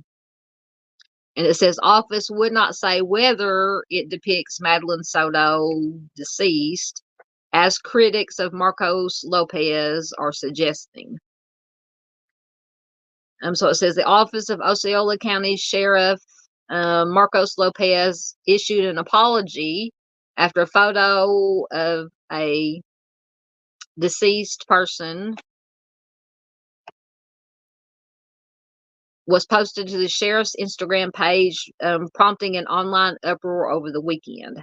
The photo, which the Orlando Sentinel received but will not publish, was a body wearing a green top and blue jeans lying beneath a mound of brush, and appeared to have been posted by Lopez's Instagram page on Saturday, along with the images of a community event for seniors hosted by the sheriff. So I've read a couple articles about this, and supposedly the sheriff was, and it could happen, I mean, it probably was an accident. Apparently he was posting, he had done something at this senior citizen thing, and he was posting pictures of it, and supposedly a picture of maybe Madeline deceased got in with the pictures. which, I'll give that can happen. But we were talking in the other live stream the other night. Why would you have?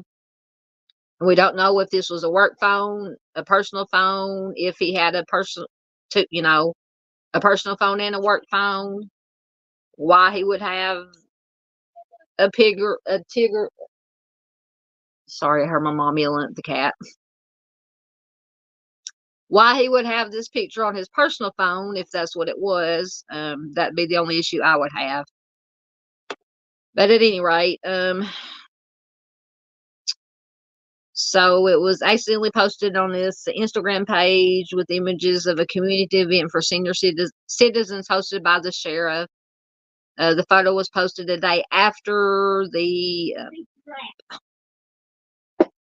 Sorry, who's yelling?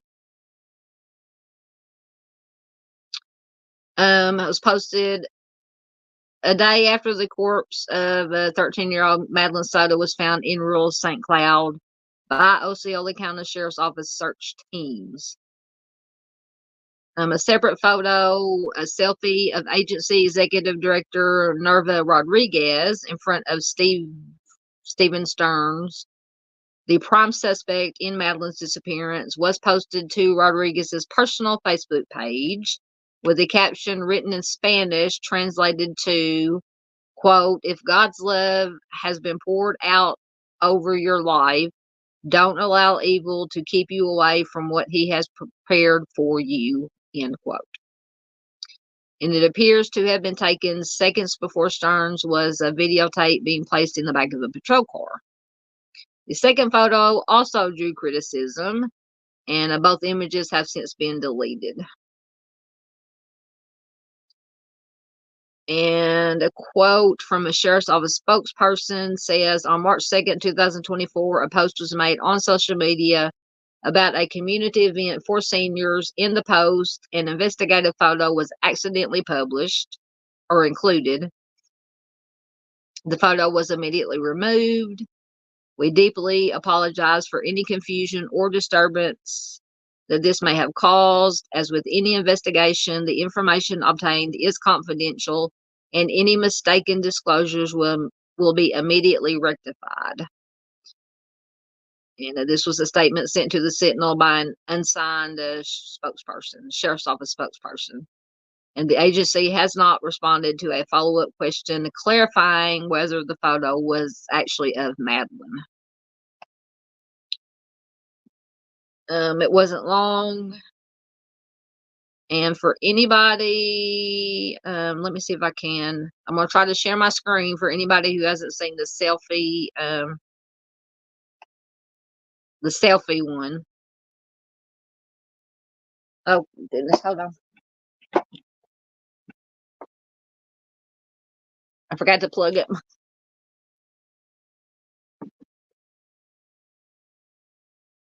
There we go. I forgot to plug up my laptop. It was losing power. Let me take this down. For anybody who has not seen, if I can get it to work.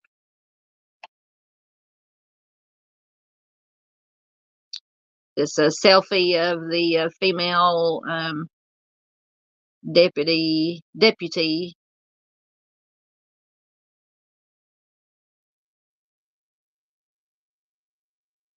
Okay, that's in the background there. You see the POS, and then there's the female deputy taking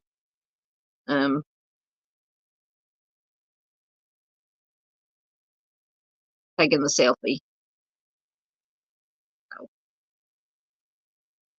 Anyway, that is one of the pictures in question. Of course, the other picture they're not going to release again.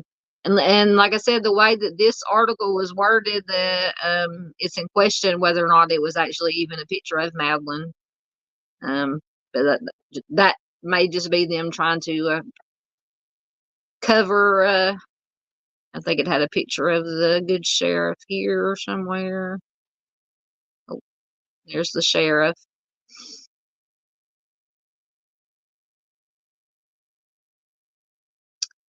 Anyway, that is the sheriff and this selfie.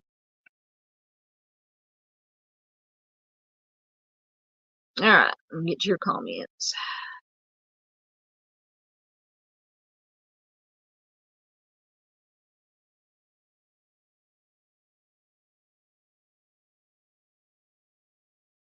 Yeah.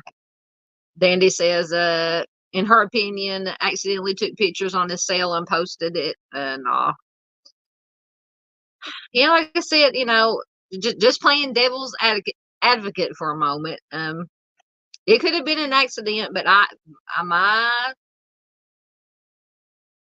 the problem I have with it is if it was on his phone and it was actually a picture of Madeline after the fact, why was it? If it was it on his personal phone? Was it a work phone? How? I mean, it shouldn't have happened. Period. No matter what, but I can kind of maybe 0.5% give them the benefit of the doubt about it being an accident, but still, you have to be very, very careful with what you send, pictures you send to phones. And it would be helpful to know if it was a personal phone or a work phone. Yes, Marissa says it was tagged as a senior's day photo, but you only need a third grade intelligence to know to check images before posting them. Exactly. That's what I'm saying. You know, it's, I agree with you, Marissa. Most definitely.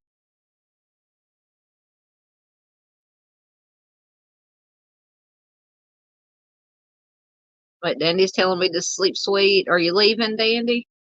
If you are, bye. Good night. Are you calling me a grandma? What? I'm not a grandma. Uh, I'm so confused now. Dandy's telling me sleep. Are you telling me to shut up and go to bed and go to sleep? Just got a couple more to get through. I may have to say some for Saturday. I don't know. Mind the Monster says this makes me so angry I can't wrap my head around being so careless. Yeah. Yeah. Mine Dandy says he needs to resign. He's voted in, vote him out if he doesn't leave. Yep. So mom says it is a pickup her. That's horrible. Seeing when this story, when y'all let me brought this story to my attention about this photo at first, and then what I read about, I went after y'all brought it to my attention. I was reading articles about it. At first, one of the articles I read said it was a picture of her in the vehicle, maybe a still, because I think they did say that in some of the security footage they did have capture her body already deceased in the vehicle, and maybe they made it sound like it was a still that they had taken from that footage. But then this article said that it would appears to show somebody wearing a green top and whatever she was wearing under a clump of bushes. So kind of have a different, but a mistake. Different things get reported. We all know how that goes. But either way, it's unacceptable regardless.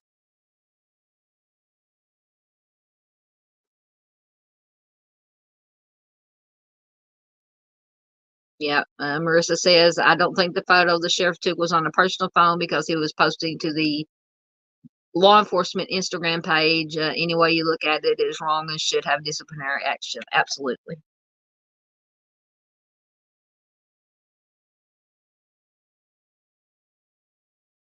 Find the Monster says it was posted on his personal Instagram for the law enforcement office.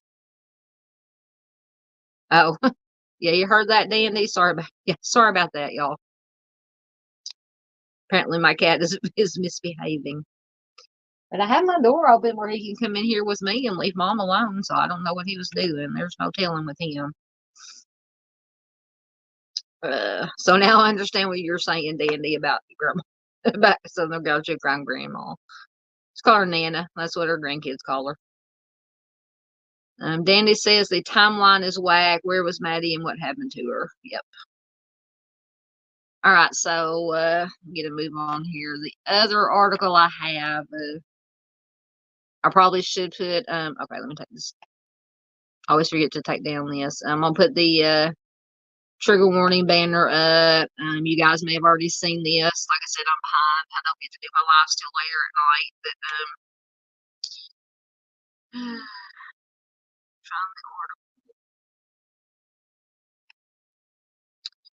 so this is from, it'll come at fox35orlando.com. Once again, it's taking its time.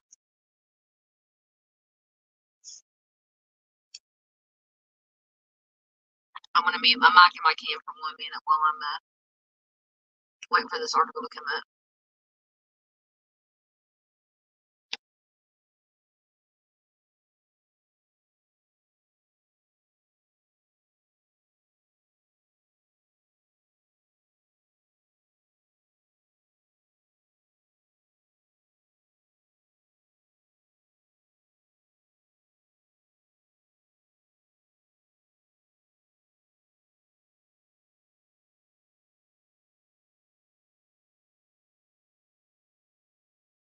Okay, I'm back. Sorry, I had to clear my nose again. I didn't want to do it on camera. Okay, so this is Fox 35 Orlando from the 6th, which is today. I'm assuming it's still the 6th. I don't know anymore. Did I put the banner up? Yeah. Oh, once again, it's cutting off my screen. Oh no, guys, I apologize. Oh, for Pete's sake.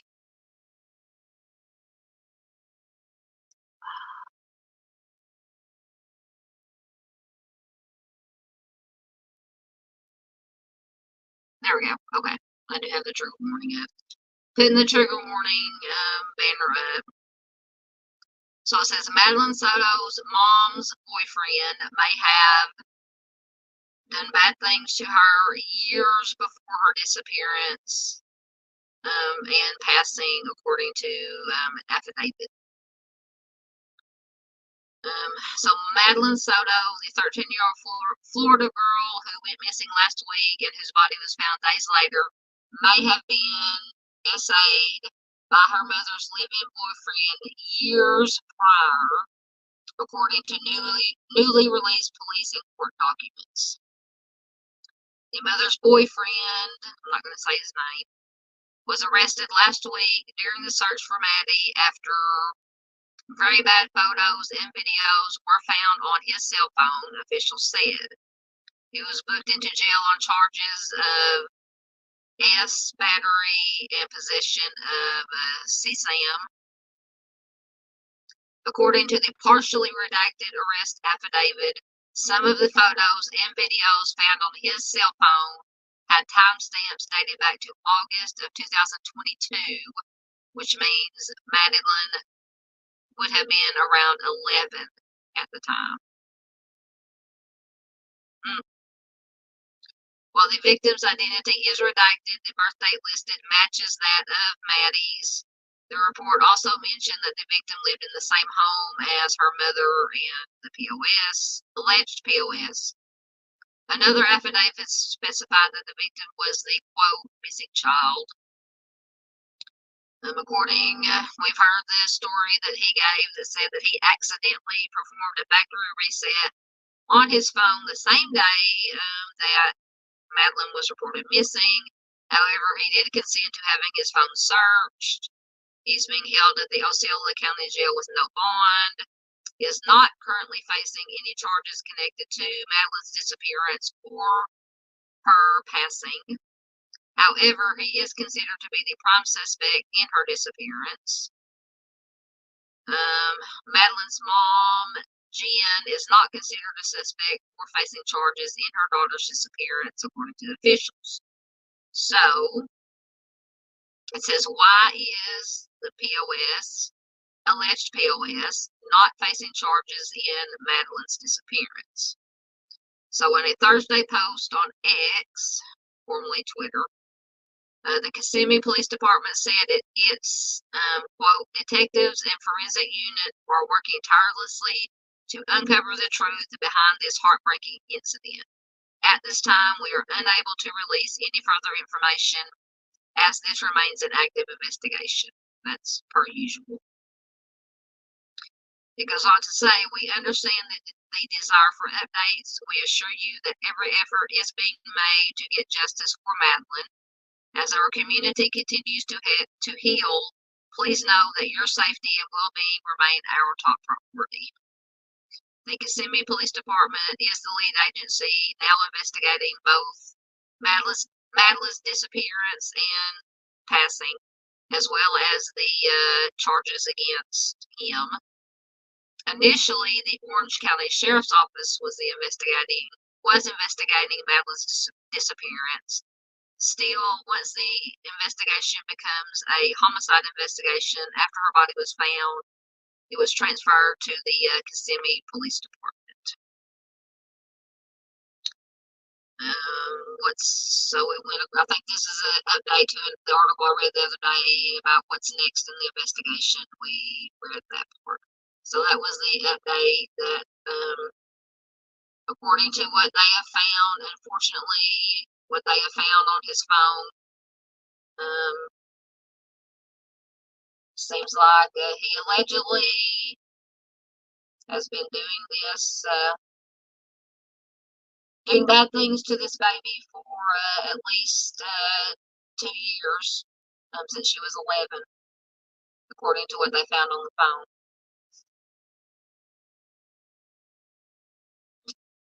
Dandy's making fun of my swamp signal in Arkansas. It's not swamp, it's out in the country. It's my farm signal, my country signal. I like that though, my swamp signal. That's what I'm going to start calling it, my swamp signal. So if you hear me say, that's going to be my safe word or my emergency word. Swamp signal alert. It's going to go sideways. It's going to go in the dumpster. It's going to become a dumpster fire. That could be a new t-shirt, swamp signal, dumpster fire, whatever you want to call it.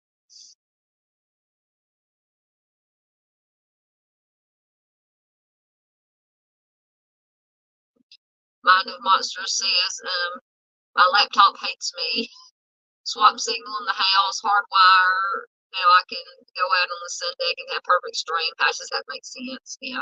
See, I don't even have what I call proper Wi-Fi or internet. I just use the Wi-Fi hotspot on my phone when I do this. So what you see is what you get, you know. That's why I always say at any minute it can turn into a dumpster fire. I can go into the upside down and disappear.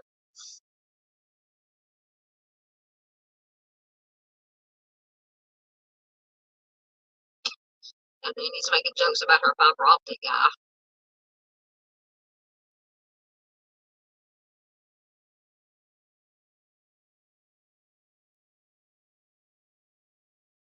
So Marissa says they have him in jail on these charges. They don't need to rush for the homicide charges. And Marissa thinks that they are probably going to try and link her mother into it as well. Yeah, well, it depends on if they can find any kind of evidence to link her to, that she did anything wrong. And if she did do anything wrong, she should pay the price too. Yes, thank you, Danny's got my second channel in there. So for anybody who was not here earlier at the beginning when I was babbling, waiting for people to pop in, I do have a second channel, Southern Gal Ramblings. I'm going to be right for a minute. Find it. Where'd it go? I open it somewhere. There it is. Southern Gal Ramblings, and I think every other weekend or so, every other Saturday night, maybe we'll, because I can put the link over on the community page on this channel, give you the link, or you can go subscribe, and maybe every other Saturday or so, or once or twice a month, we'll go over to the Southern Gal Ramblings, the live stream, make it a subscribers only, so we kind of keep the, because I do notice even the limited content that I put up there, because I do put stuff about the paranormal, UFOs, music, movies. I've gotten some of the some weirdos over there talking about the UFOs, so I might just make it a. Well, I can't do members only because I had to find a way to give the link to just the people from here that I know and trust. That way that they can only be in the live stream, so we won't get the crazies. But then we've got we can play like a troll, I guess, if anybody comes in. But any of you guys, go check out the second channel and let me know if you'd be interested in once or twice a month. I'm going over to the Southern Gal Ramblings, so we can talk about anything besides true crime, music, movie. Like I said, music, movies, paranormal, UFO, any weird, creepy stuff, anything we want to talk about. We can have a free for all. We can have a little bit of fun. We try to stay professional here and serious, and of course we do take these stories serious, but we do like to have some fun, and that's Southern Gal Ramblings was a good place to where we could go and have some fun. So y'all guys just let me know what you think. Take that down. Back to the comments.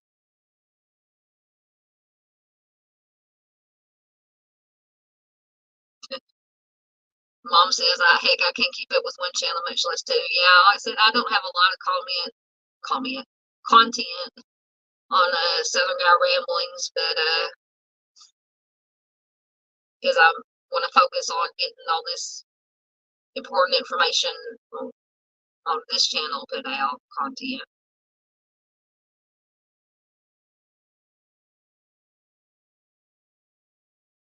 So Danny says, I think it might go live on the weekends. I'm not sure though. I don't know what you're talking about. I missed something. You'll have to explain. All right, we're coming up on we're over 2 hours. All right, so that's the latest that I have on little Maddie. Once again, we'll keep following this story.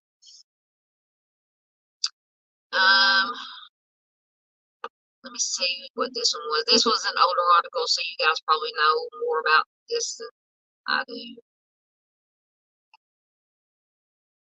I think I thought. Somebody sung, I think I thought I saw you standing there. That's from a song.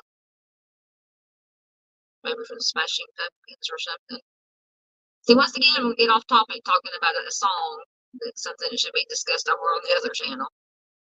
So this is from NBC News, and it was from February 23rd, so it's a while ago. So you guys probably already know this. I probably won't read all of it. It just says officials have determined the CO. God, now stuff is popping up everywhere. Has determined the COD for Audrii. Once again, trigger warning. I'm not going to go back out and put the banner up. Audrii Cunningham passed away of homicidal violence, including blunt head trauma. So you guys probably already knew that. The McDummy is already in custody. We know that.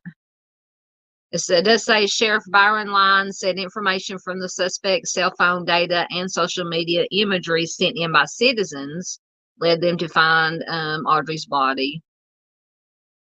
And we know about how they found her.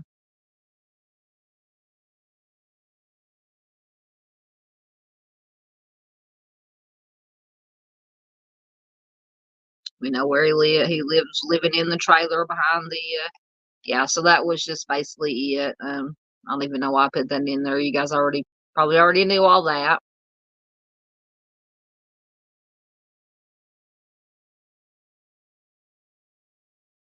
Thank you. Marissa says, this is your channel. You do you and speak about what you want to. Oh, I could speak. Let me tell you. You guys know I probably speak too much. Like I said, I was gonna have just do it like maybe an hour and a half tonight, and we're already 2 hours and 15 minutes because of my babbling. But yeah, if you guys are interested, go over to Southern Gal Ramblings. And I'll start, maybe like I said, every other Saturday night or so, Friday night or Saturday night, whenever I have time. We can head over there and we can talk about what we want. We can laugh, we can joke, we can have fun. Any guys or gals or guys who wants to join in, doesn't have to just be us. And if any trolls come in, we can play a whack a troll. Cause of course, I can whack them. Dandy can whack them. I can give anybody wrenches over there. We can all play whack a troll if anybody shows up. All right, so this is the last one, I promise. This is the more body parts were found in Long Island. Make sure I got the right article. And they have arrested 4 people, and apparently they're thinking this has something to do with the love triangle gone wrong. That's an understatement if I ever heard one. Oh, I forgot. Let me go take down the comments so I can see what I'm reading here. Okay, go back to the article. So this is from the New York Post from the 5th, yesterday. And I think it's an update to an earlier, because it says 4 people were in custody after severed body parts of a man and woman were found scattered on Long Island last week as authorities unearthed more remains. The arrest came Tuesday after law enforcement raided a home on Railroad Avenue in Amityville. Amityville Horror, anybody talking about movies? Late Monday, sources and neighbors said. Although cops did not find any human remains at the home, they found more dismembered limbs. Once again, trigger warning, sorry. Hidden in Bethpage State Park and miles away in a wooded area of West Babylon, the Suffolk County Police Department said in a statement Tuesday. They did have it's a blurred out picture. They did have a blurred out picture of, and I don't want to start laughing again. Anybody who was here and knows about the Sandy conversation, it does have a somewhat blurred out picture of the severed arm. I didn't include it. I don't want to. I thought about including it, but I don't want to get in trouble on YouTube. But there's a link to this article, the New York Post article. I think I put body parts found. You can find it in the description if you want to look at this picture. You can look at it. You can see Sandy written on the arm. But anyway, authorities believe the newly discovered remains belong to the same 2 people whose body parts were uncovered February 29th in Southard's Pond Park in Babylon. And police haven't publicly identified the victims, but said in the release that the assortment of limbs belongs to a 59-year-old woman and a 53-year-old man, both of whom lived at the same address in the city of Yonkers in Westchester County. So it says on Thursday, the 29th, a girl, found the severed arm while walking to school in Babylon near the park. Leading to the police, they found the first dismembered parts. Sorry, I'm whacking ads now instead of whacking trolls. So a police dog sweeping a wooded area found more parts about a mile from the initial discovery. They found several body parts. So we all know this. I'm trying to get okay. So 4 people: Stephen Brown, 44, Jeffrey Mackey, 38, and Amanda Wallace, 40, of Amityville, and Alex Neves, 33, who police say is homeless, were charged with hindering prosecution, tampering with physical evidence, and concealment of a human corpse. Brown, Mackey, and Wallace are all listed as residents of a railroad. I have trouble saying certain words. Railroad Avenue home in Amityville that was raided as part of the investigation. They are accused of removing, quote, sharp instruments, multiple body parts, and other related items from the house sometime between February 27th and March 4th, according to charging documents against Wallace and Neves, which were obtained by the Post. And the four of them are due in court on Tuesday. It says, based on the investigation, this appears to be an isolated incident with no threat to the public. The release added, and the investigation is continuing. Police did not mention a possible motive for the killings, but sources told NBC New York that authorities are looking into whether the homicides were linked to a possible love triangle. So that is the latest on, and I don't mean to, this story is just so bizarre. Finding these body parts, and everybody's thinking, is it a gang related? Is it a possible serial offender? Now they're saying it's probably a love triangle gone wrong. So go figure. I mean, with these cases, you never know.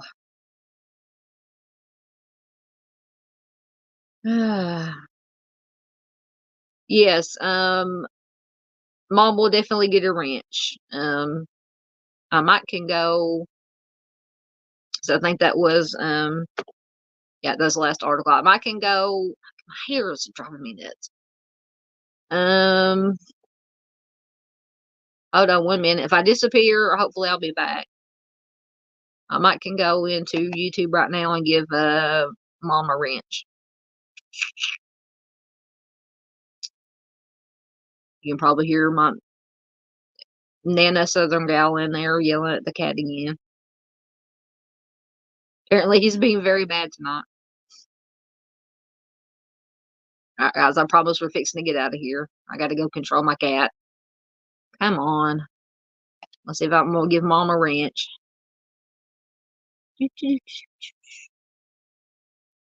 My computer will. Alright, do that. Find my live right there. Go into chat. Because I can't do it on the StreamYard side because I've tried.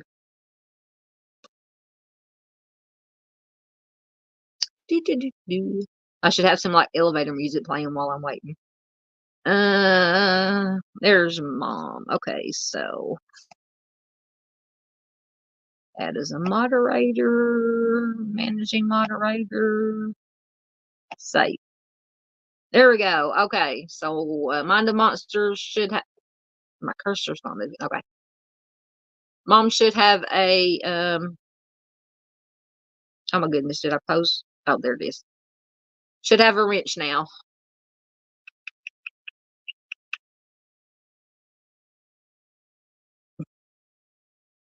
Marissa said, 4 people in custody. That isn't a love triangle. That is a swingers party. Yeah, I would tend to agree. Danny License is making a face. You're welcome. Yep, you should have a. It may take a minute for it to show up, but if you comment again, Mind the Monsters, and you should have a little. Make sure I did it right. You should have a little wrench out beside your name. Because I think you commented that before I gave you the wrench. You're very welcome. You have your own channel. You know what you're doing. All right, guys. I believe.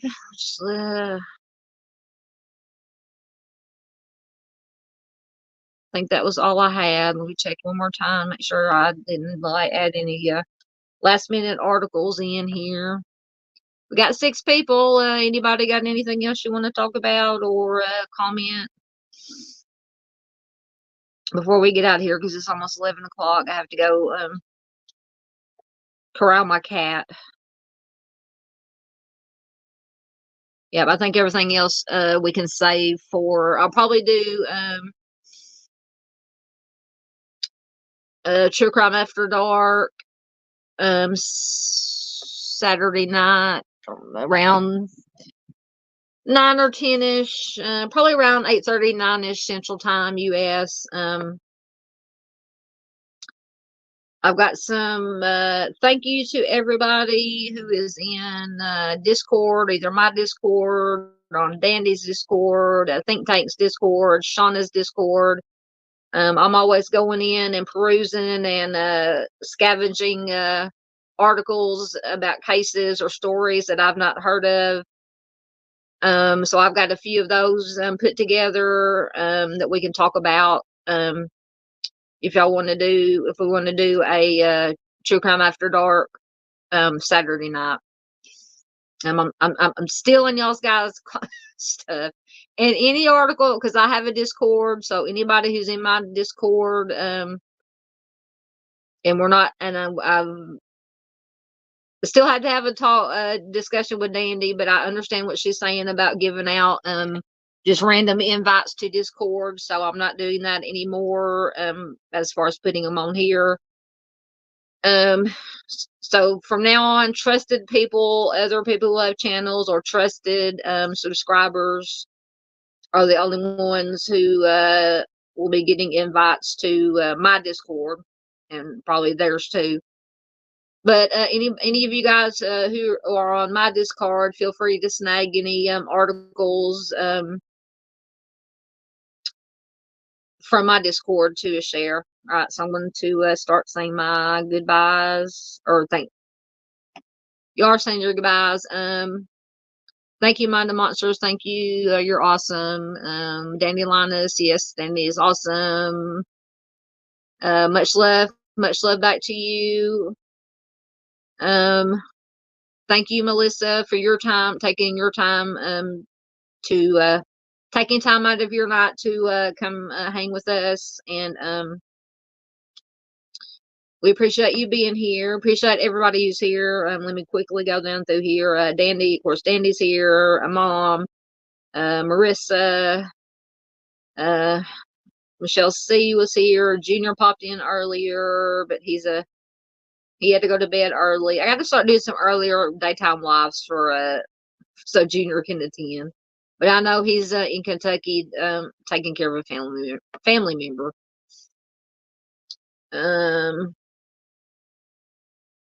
Make sure I didn't miss anybody from this who was here earlier and had to leave. Michelle C was here. Always glad to have Michelle C here. Just don't want to miss anybody. Thank you, lurkers who are here.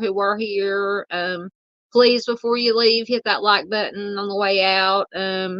Like, share, comment, all that good stuff helps helps small channels like mine reach more people to get this information out. What am I doing? I think I got everybody. I'm almost to the top. Like I mentioned, Junior. I'm repeating myself. All right, I think I got, yeah, Junior. Where is it? Yep.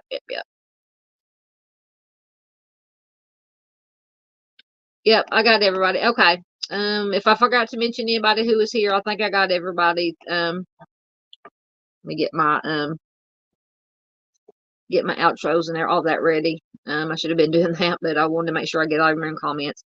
Thank you guys. I will probably either do just a regular video for my case of the week or a video premiere. You guys, I like that format. You guys like that format. Probably do it around 8 or 8:30, depending on if other creators are on or not at that time. I try to work around them because I like to attend their lives, especially Chris and Mr. Steve. So Friday at some point, I'll either upload a video or do a video premiere of my case of the week. Saturday, most likely be doing a True Crime After Dark. So until then, everybody take care of yourselves. Be careful out there. Take care of your fellow human being. That's the most important thing we can do, is take care of each other. I love you guys. Thanks for watching, and I'll see you next time. Bye-bye.